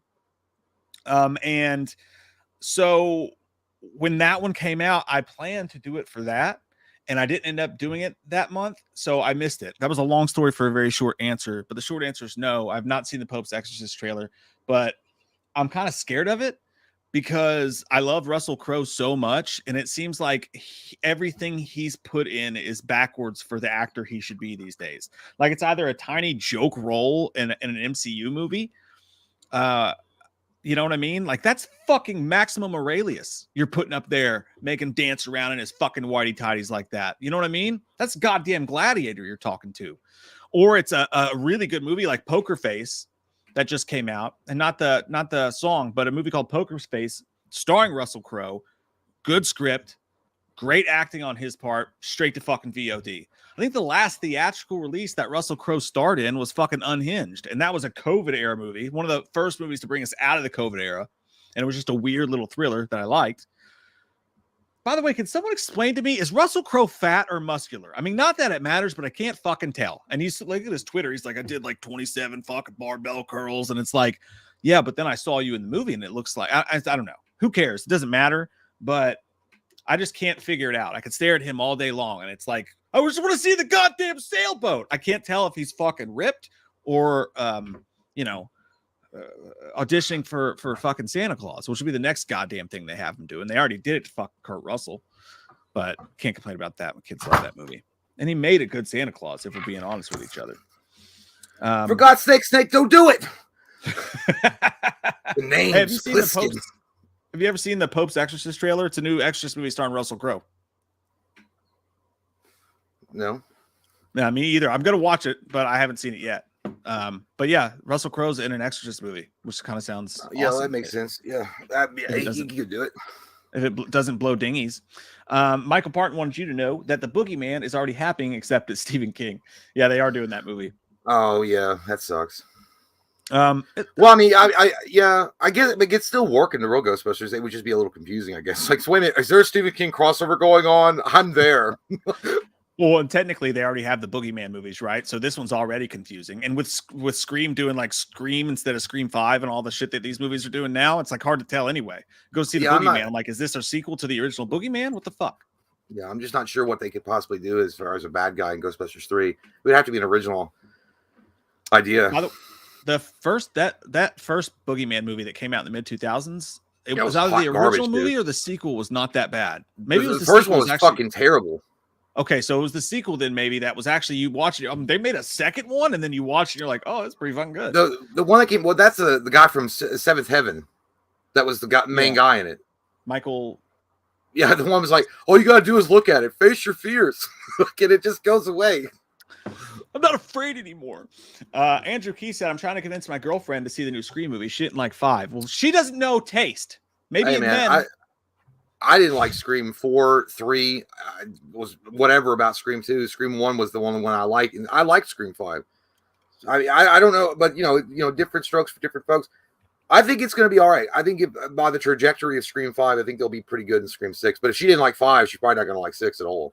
I actually disagree with that though, because I was getting ready to say I think 5 was like the recalibrating of everything. It was very vanilla. I enjoyed it, but it was very vanilla. Yeah. Scream 6 is gonna put 2 fingers in instead of 1, so she might like it. I think it's gonna be an action film, dude. I think it's gonna be an action horror movie. I think it's gonna fucking pick up from the get go, and there's gonna be lots of kills, lots of deaths. I think it's gonna be very Halloween Kills-ish. 2 fingers. I'm in 3. Oh yeah, now it's a party. Good luck with that, Andrew. Tell her that you'll buy her poppycorn and a Hawaiian punch. Just say fine. If you do this, and you know I don't like doing this except for anniversaries, I'll go down on you. Only for a little bit. Only for a second. No, that's typically what the woman does to the man, right? I'm not me. I'm not complaining. I don't know. There's some dudes that don't eat the pussilaya. The Greek princess Pussilaya. Yeah, you got to keep that. You got to keep that healthy. That goes on both sides, ladies and gents. Just go down on your partner. All right. Oh my God, I can't wait to get demonetized. This is instructional, go. By the way, YouTube, this is instructional. Don't demonetize this. Yeah, we're trying. By the way, I didn't know that. Love. You know how they get away with nudity? How? On YouTube, they say it's instructional. Okay. So we're just teaching people how to cuss into their 40s. Yeah, well, that's what we're doing. We're trying to teach you how not to be in society. That's exactly what we're doing. So they shouldn't demonetize this. By the way, I was going to say, because a few years ago, how they were getting around the nudity clause on the YouTube platform was they said it was either if it was instructional or if it was artistic or considered artistic. So people took that shit and ran with it because somebody was like, I forgot about it. I was watching this this other guy on YouTube, and I can't remember. Moist Critical, I think his name is, but he's like, you remember the girl? And I forgot about this. He's like, the girl that shoved a can of SpaghettiOs in her vagina and opened it and poured it into a bowl, and then she was like, "Oh, that's artistic, though." And then there was another one, an old lady with her. She was in a bodysuit, and her vagina was cut. The only part that was cut out, and this guy picked her up in a wheelbarrow, and she peed everywhere in the circle. And she was like, "Oh, it's artistic." So technically, I would call that artistic. Yeah. That's fair. Yeah, it's a crop circle, y'all. It's a urine crop circle. As long as you hum a song while you do it, just like fucking, tie a paint can to your nuts. I don't know. I like that you're broken like me. Yeah, it's fucking crazy. Yeah, that is crazy. Winning 81 says original idea. Let's have a nerd beat up Michael Myers after he just killed half the town. Do you think they'll remake Halloween again? Hey, that sounds familiar, sir. I've seen that before. Do I know you? Yeah, they will really. I won't say that they'll remake it again, but it will come back. We will get another theatrical Halloween in under 10 years, is my belief. Hopefully I think 100% there'll be another Halloween. I don't know what they'll do with it, but I mean, definitely. I feel like they need to do kind of what James Gunn is doing with the DCEU. You know what I mean? Like, just already establish him.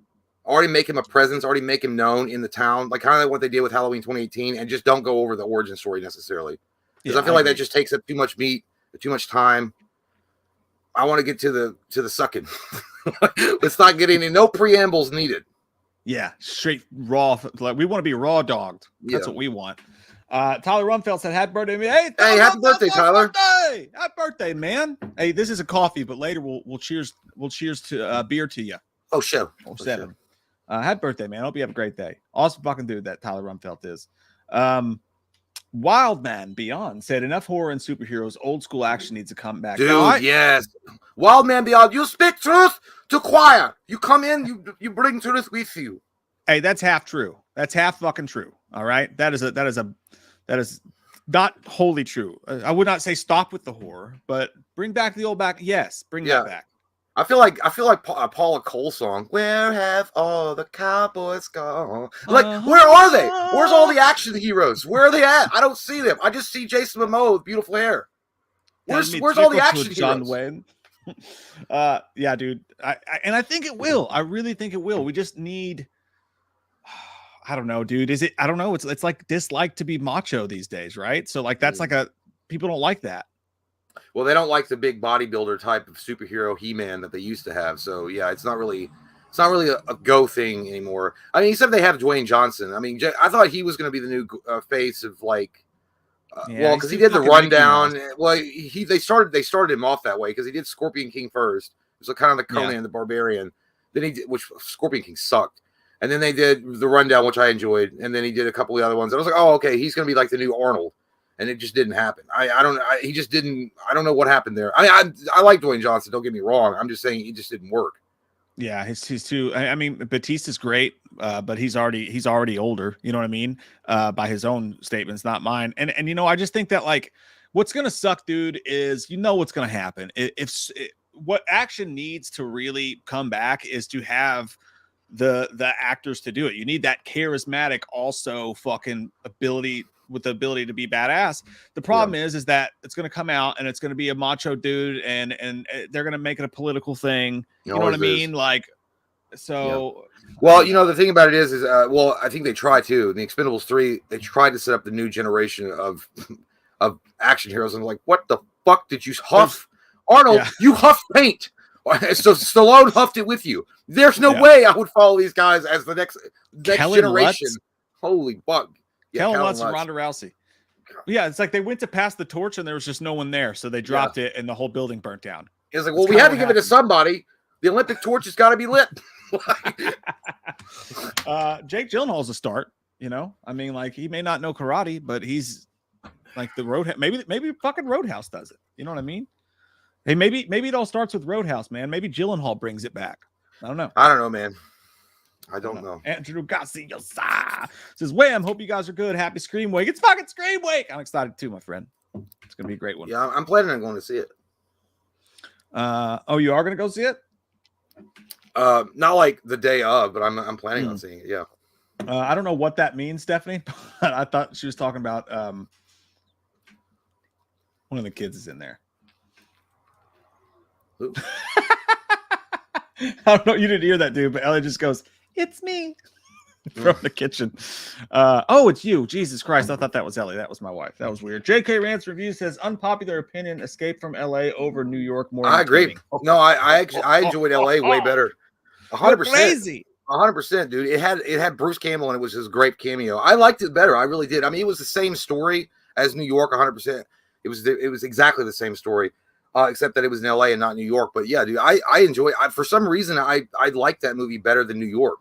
And I mean, when Snake Plissken was more badass in LA. He really just didn't give a shit. The whole thing with the bad guy was funny as fuck. Basketball, 2 shots, 1 minute, no 3-point bullshit. I like that. Or 30 seconds. Dude, I thought that whole thing was cool. I don't know why. And the special effects were fucking awful, but it was still cool, man. I don't know. I love that scene. And I love certain parts of LA, but man, that movie as a whole is kind of dong.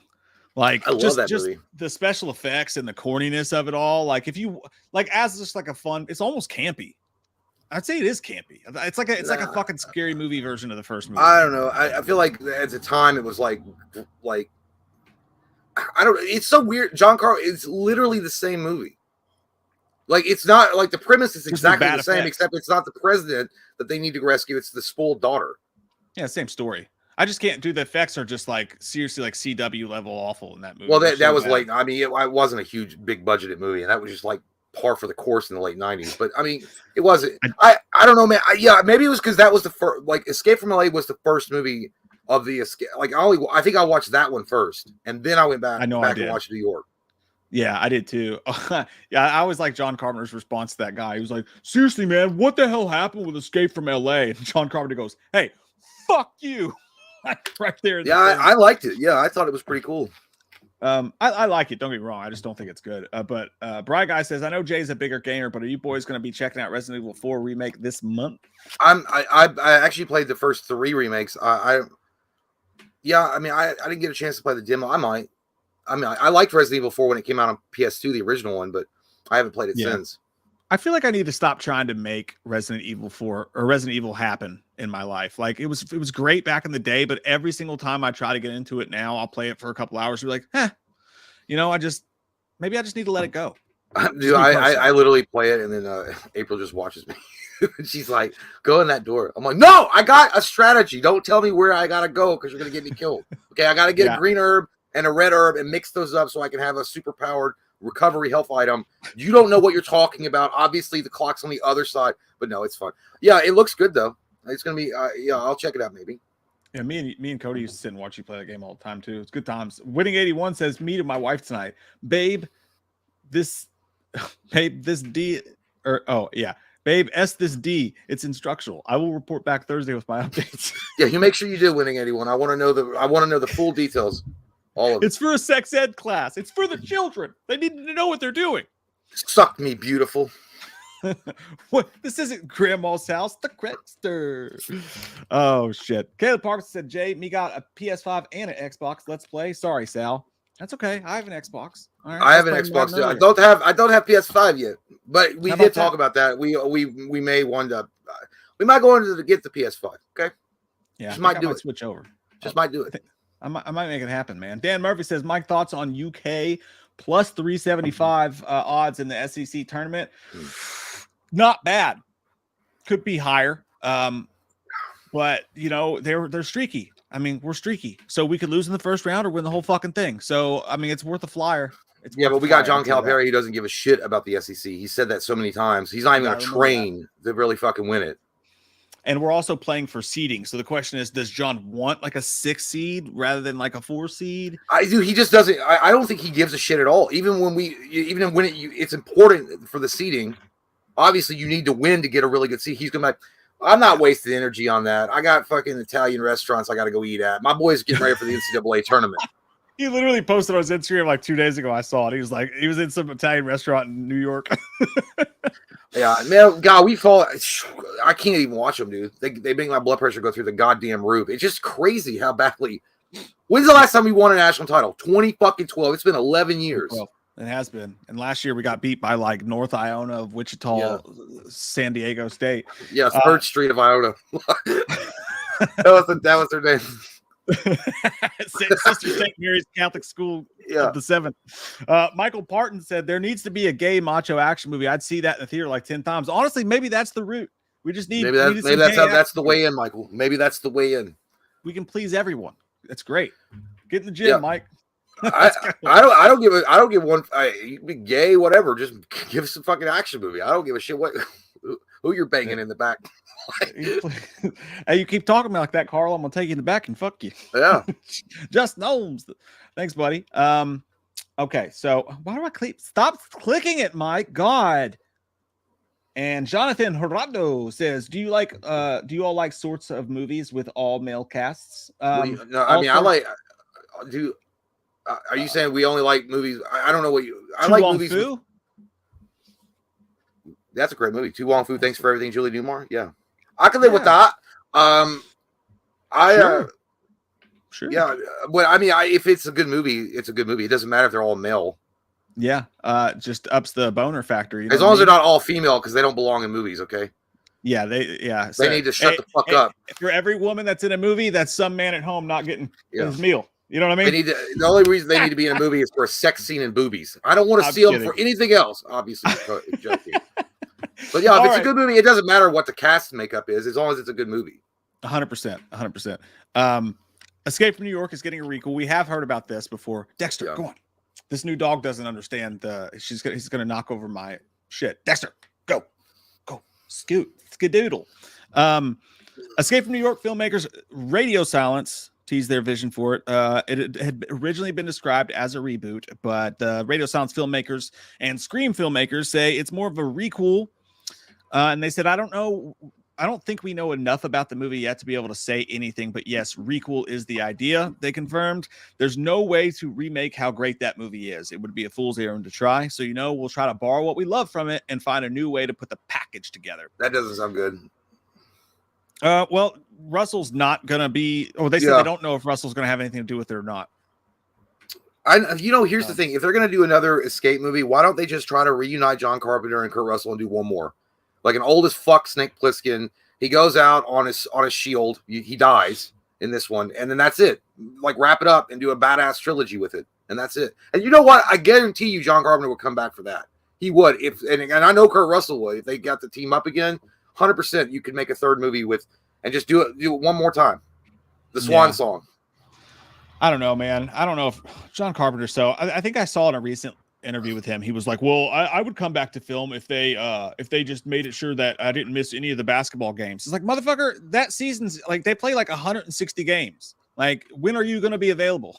Well, he can. He could have two monitors. He could have one where he's like doing the movie, and the other one could be on the fucking NBA Finals or whatever the fuck he's watching. I think he's like half in the bag on it, and I don't know if Kurt Russell could pull it off. I don't know what he's looking like these days. No, he looks good.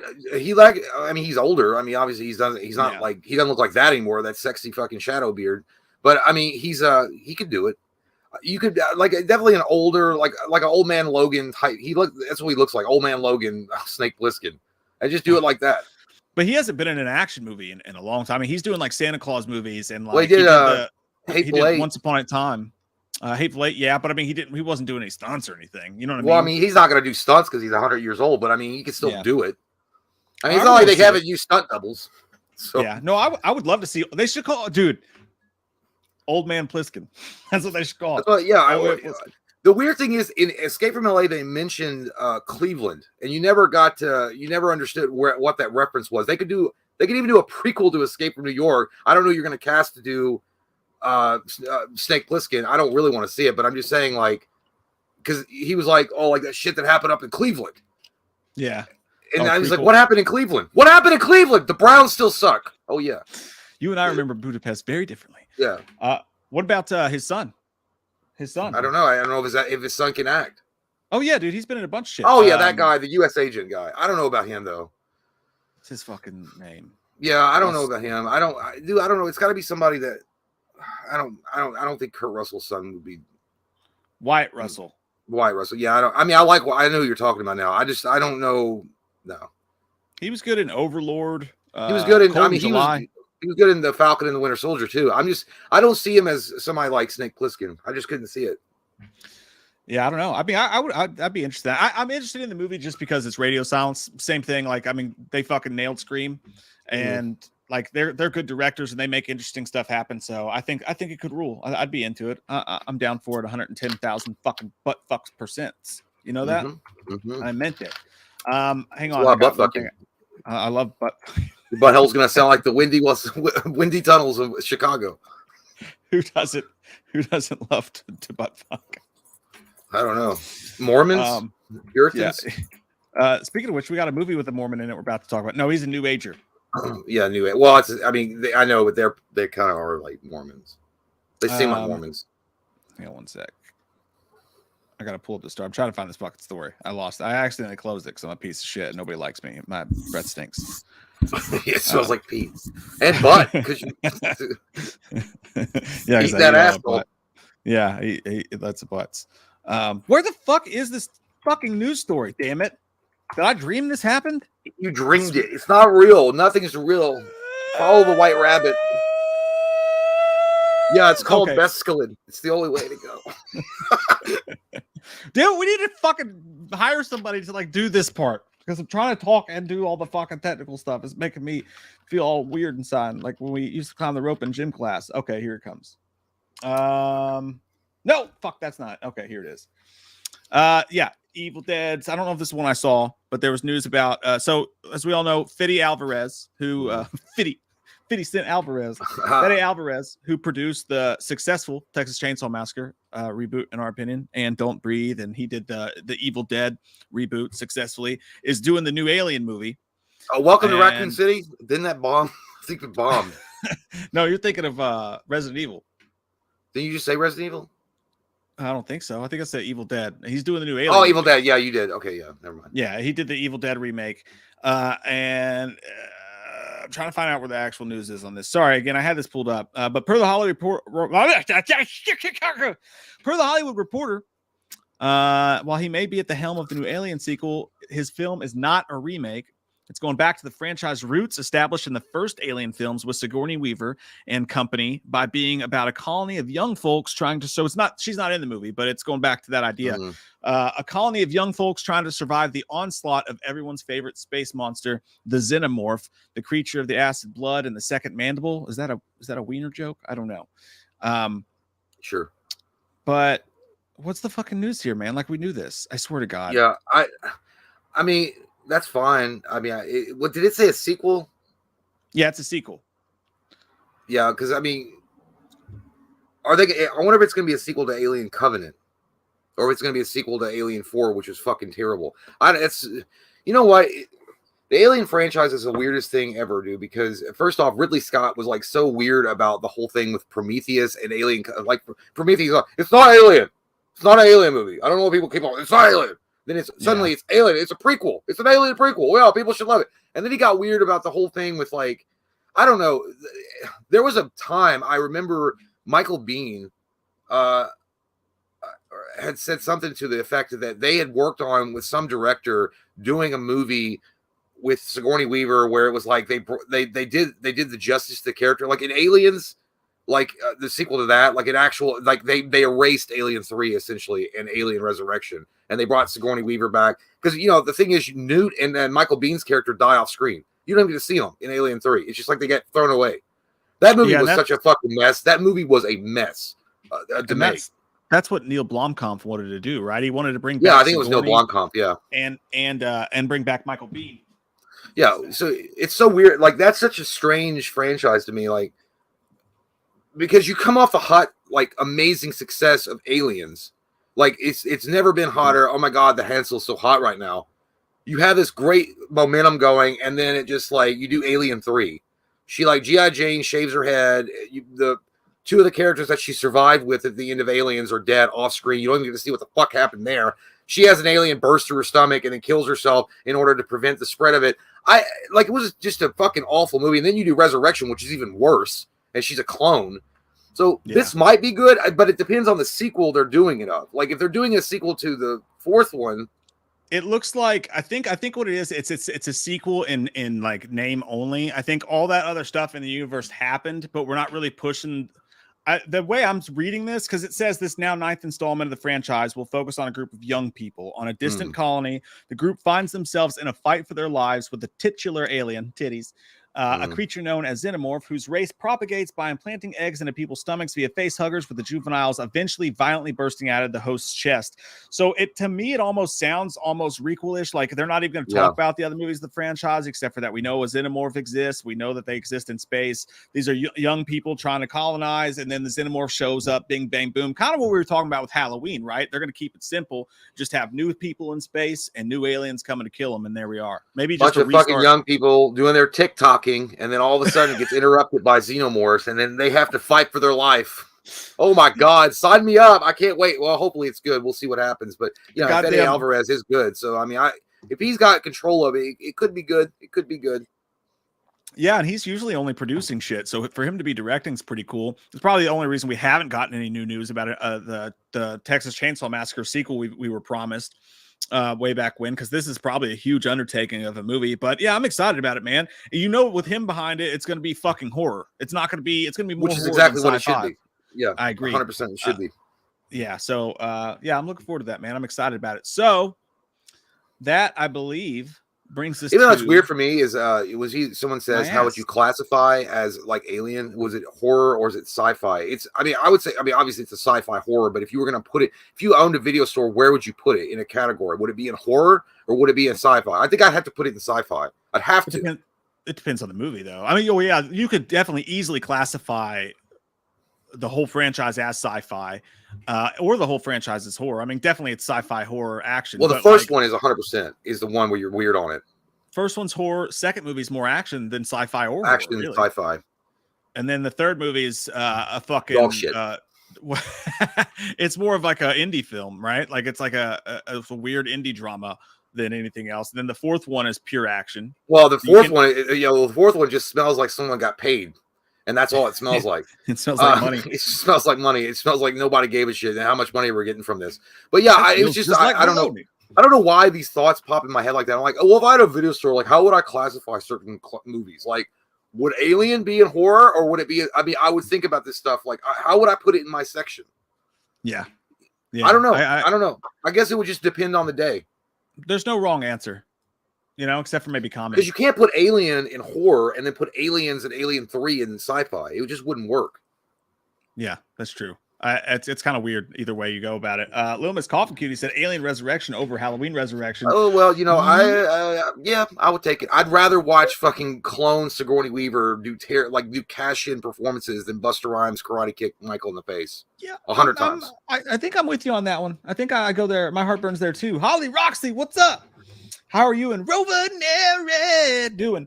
I've been gone a while due to scheduling, but I'm back, bitches. So how much would it cost me to have a man versus movie marathon of the Harry Potter movies? I believe I can turn Mike around. Oh my God. I would watch it for free. Huh? I'd watch it for free. Oh God, my ear itches so bad.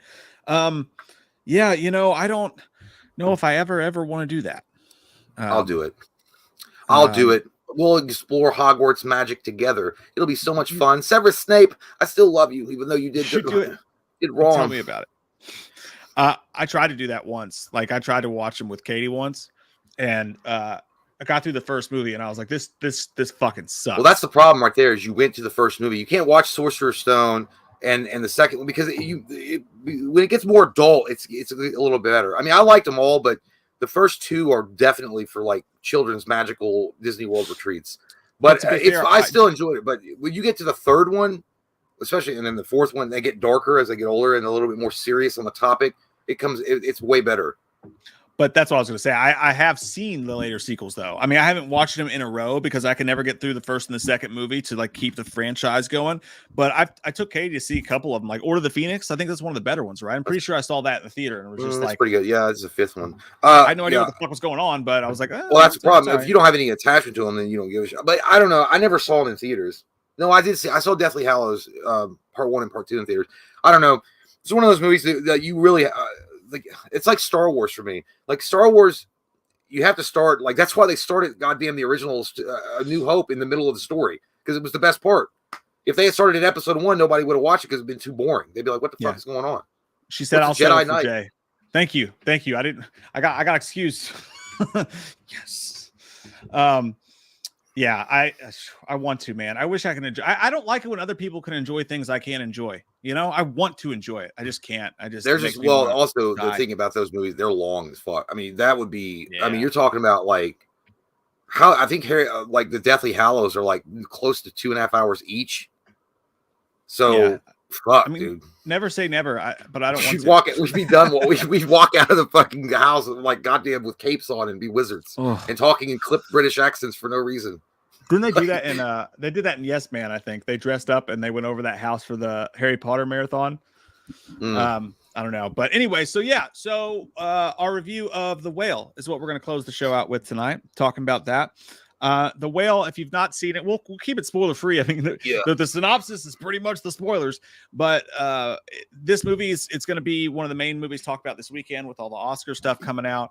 If you don't know, the synopsis is a reclusive, morbidly obese English teacher attempts to reconnect with his estranged teenage daughter. It's directed by Darren Aronofsky, who's directed sometimes good stuff, sometimes weird piece of shit stuff, including like he directed Requiem for a Dream, he directed Mother, The Fountain. That Fountain movie sucked balls. It was terrible. I didn't even watch that one. That was so bad. I don't even know what happened in that movie. It was just like it's like fucking an acid trip. Noah sucked. Noah was not a good movie. That was a terrible one too. I forgot about that one. I can't believe he did that. But on the flip side, he directed Requiem for a Dream, The Wrestler, probably his best movies. The Wrestler was really the best one. So he's hit or miss, but fucking Brendan Fraser makes his huge comeback. He was acting. It's not like he wasn't acting. People act like he was gone for 10 years. He steadily worked in Hollywood, but he's on at the forefront again with this movie. And Sadie Sink and Ty Simpkins are the other two people, the main people. He was in Doom Patrol. He's been apparently he was doing really, really good in Doom Patrol, which I've not watched yet, which I need to get on. I need to get on that shit, man. But yeah, dude, like I said at the beginning of the show, I thought, people had said how great he was in this movie and how amazing his acting was. And I was like, I hope it's great, but is it hyped up? And no, I watched this movie and dude, holy shit, he's really, really, really, really good throughout the entire movie. And again, it's also not just him. It's the cast that's around him are really good. The daughter is actually the daughter from, or not the daughter, but she's the one of the actresses from Stranger Things. She's the red-haired girl, and I can't remember. Sadie Sink. Yeah, Sadie Sink. She's really good. You grow to these characters. It all takes place in the house because he can't leave. So it's a very intimate setting. So it almost makes it feel like you're forced to get to know these people in a way that you usually can't in a larger type of movie. And it's like a really, like I said, it's an intimate setting. It reminded me a lot in the melancholy nature of the whole thing and just the way that the drama that's going on and the way that each scene is ramping up. It reminded me of, obviously Requiem, but it also reminded me a lot of like A Beautiful Mind or something like that. The way that the acting is and the way that everything in the atmosphere is. And again, Brendan Fraser is really, really good. I think that she's going to go unheralded. I don't think a lot of people are going to talk about her just because Fraser is so overwhelmingly good. Is Liz, his stepsister or sister-in-law or whatever. Chow, if that's how you say she her was name. Awesome. She was so good, and totally especially the interactions between her and him, and they had like really good chemistry. Dude, there's so many good moments in this movie. It's hard to pick one moment where it's just like stands because they all stand out. The scene where the ex-wife comes over, that was fucking awesome. The scene at the very end of the movie was weird. I will say the ending was like, what the fuck is it, Rocket Man? But I get what they were going for with symbolism. But it was still cool, man. That was weird. It was very I think the movie, I think it's one of Afronski's better ones he's done in a long goddamn time. I would give it an 8.5. Ellie? Hey, hi, I'm filming. Stop calling my phone. I'll see you in a minute. Dude, she's 2 rooms away and she's fucking lighting my phone up on Facebook Messenger over and over again. Sorry about that. But I was gonna give it an 8.5. 8.5. Well, the question is though, how many times did you cry? I only got my eyes were sweating. I don't cry. That's for gay dudes. No, I got misty eyed probably 2 or 3 times. Like, it's a very depressing movie. Don't get me wrong. Like 100%. If you're gonna want a bottle of fucking Jack Daniels after this, like it's gonna depress the fuck out of you. It's got a semi happy ending, I guess, if you want to look at it like that. But I got misty eyed like 2 or 3 times. But I'm not like a full on cry. Yeah, I tears fell out of my eyes. Now I cried, but I cried during everything, right? So like anything can make me cry. Like what movie were we talking about? Fucking Knock at the Cabin made me cry. Weird times. Like I'm a movie crier, but like this one, I think just knowing all that I knew going into it, like about how sad it was supposed to be, I think my body built up like a vaccine to it. Like I was ready. So I was actually kind of fucking pissed off, dude. I was like 25 minutes in and I look over at Katie and the tears are just flowing at her. And I'm like, man, my lip hasn't even quivered yet. What the fuck?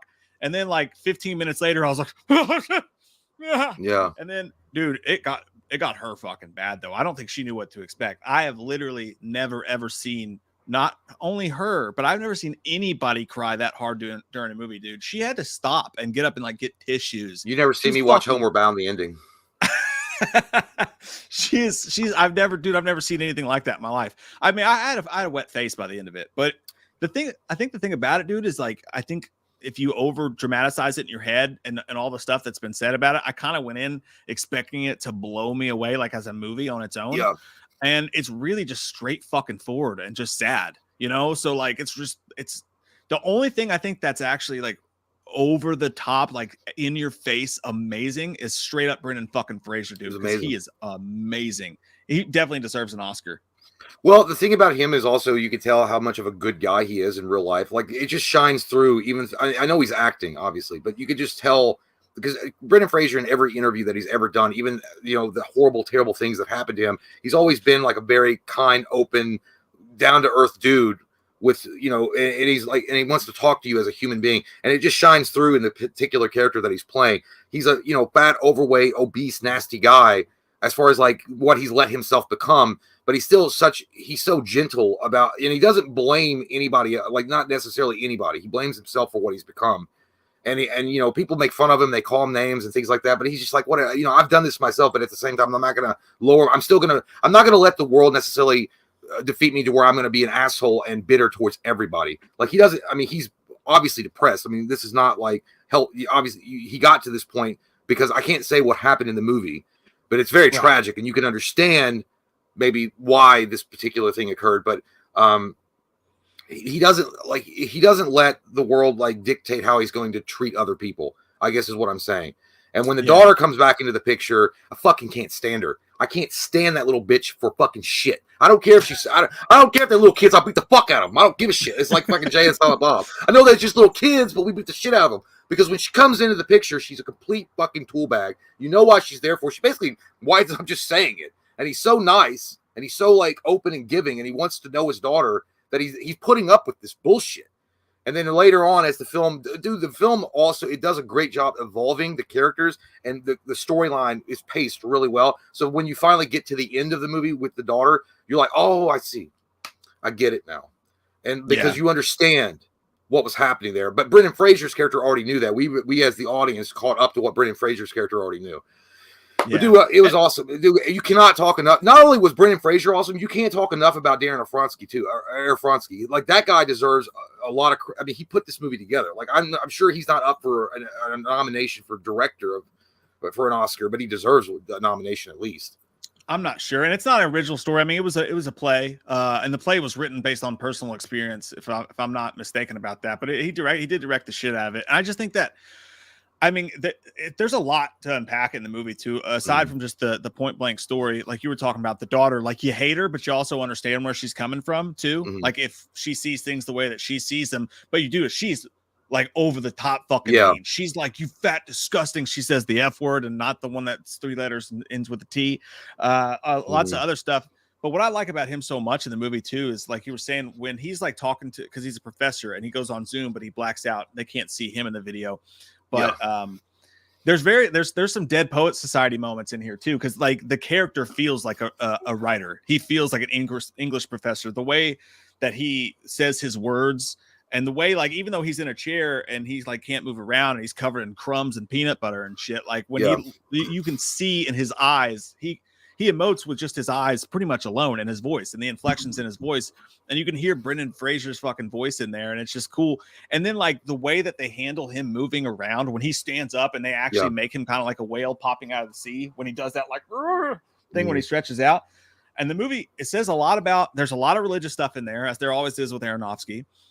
It's pretty damning of religion a lot. It says a lot about the ties between religious and like the LGBT community or whatever, like that stuff's in there a lot. That particular branch, it's not a criticism necessarily on Christianity. It's a particular branch called New Age, which are basically Mormons, which are like New Age, or Jehovah Witnesses. I don't know. They feel that they're living in the end times now.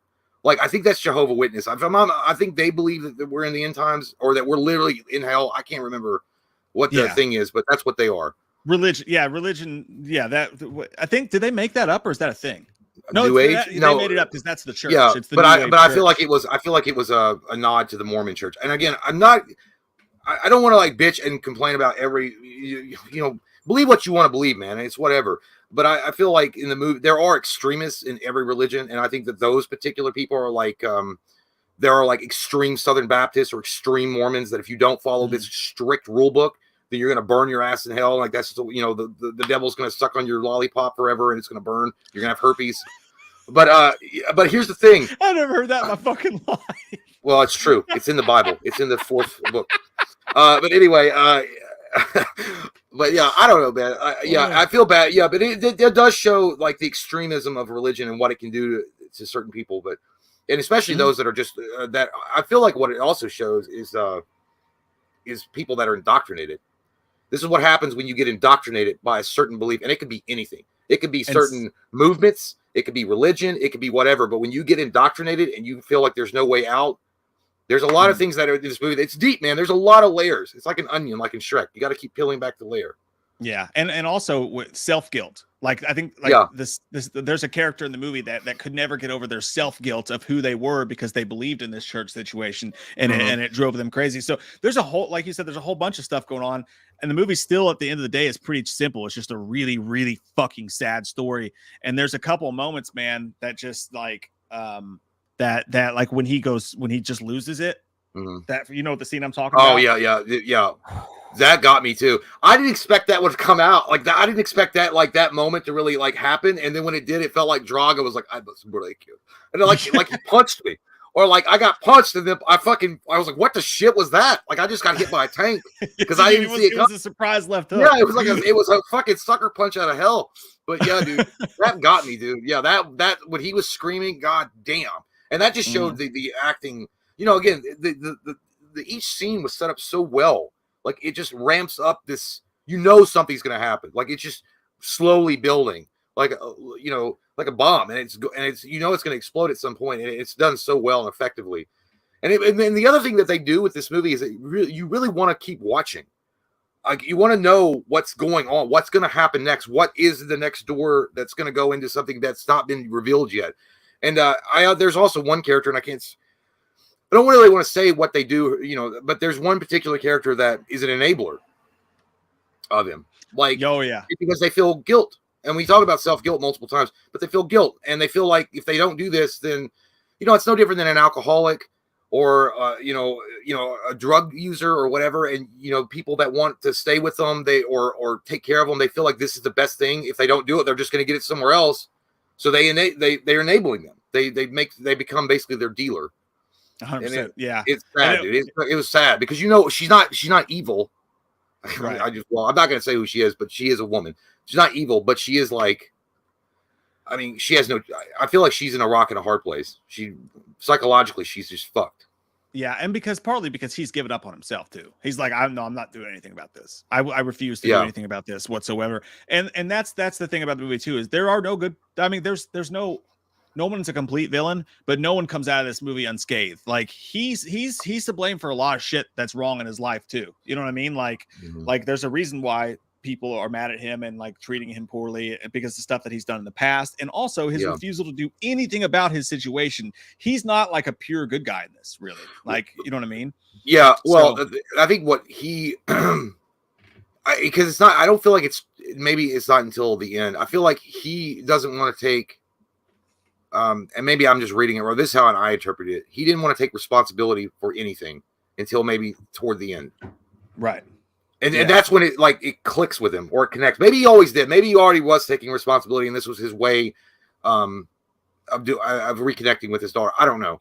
But as far as pure evil, the only one that I would put up that was the daughter. But even though she had ulterior motives, that's the thing. The movie doesn't have any black and white characters. They're all gray. They're all gray in their own way. Like you can disagree with a lot of what somebody was doing, but you understand why they're doing it. And it's unfair too. It's unfair for the viewer, or it's not unfair for the viewer, but the viewer's watching this through his eyes. So if this was real, then technically it's really unfair to the people around his life, because we're watching it now. It's not like we're watching a movie about the repercussions of what he did to other people before he got to this point. You know what I mean? So they're coming in and they're the bad guys in our eyes. But when you look at the story and what they're saying, you're like, well, actually, what about then? Why weren't you doing this then? So the whole thing. So it's interesting to think about. It's the Johnny Lawrence effect. Yeah, 100%. It really is. They should do a prequel. Dude, I did keep waiting on, because Katie's been watching so much My 600-Pound Life lately. Yeah. And it's always on in our house. I kept waiting on Dr. Now to show up. Just break down. I was like, you lose 60 pounds and you come see me, you be candidate for a lost surgery. You have 2 pizzas again? Get your fat ass up, walk to park. No more pizza today. You disappoint me. You do. Dude, there's one scene though. There's one scene I feel, because it just reinforces why he's scared to go out, I guess, or do anything. There's one scene with the pizza guy. No, that was dude. That was And I'm like, yeah. son of a fucking bitch. I mean, there was one moment right there. There could have been a moment just right there that a human kindness could have gone a long way with him. You never know. I mean, you know, if you a wave or a smile or a nod or something like that, instead of like a horrified look, like he just stepped on your dick. Yeah. Or like tried to grab it or something. I don't know. It was just like, you know what it reminded me of? And this is also an unheralded movie that no one really talks about because maybe it's, I don't know, because Mel Gibson's in it. The Man with No Face or The Man Without a Face. Oh yeah. That's a great one. It's kind of like he's the same kind. He's like a recluse that lives away and he tries to take, you know, help this young kid, but then he gets accused of molestation and all that. But he never goes out because his face is burned up. Dude, yeah. It's kind of the same way. But it's kind of the same kind of, you know, he never wanted to go out because people just pointed and made fun of him. Yeah. So, yeah, dude. I mean, you guys got to watch this movie. You guys really got to watch this movie if you guys get a chance to. It just sucks. It's $20. You got to buy it, but it's worth it.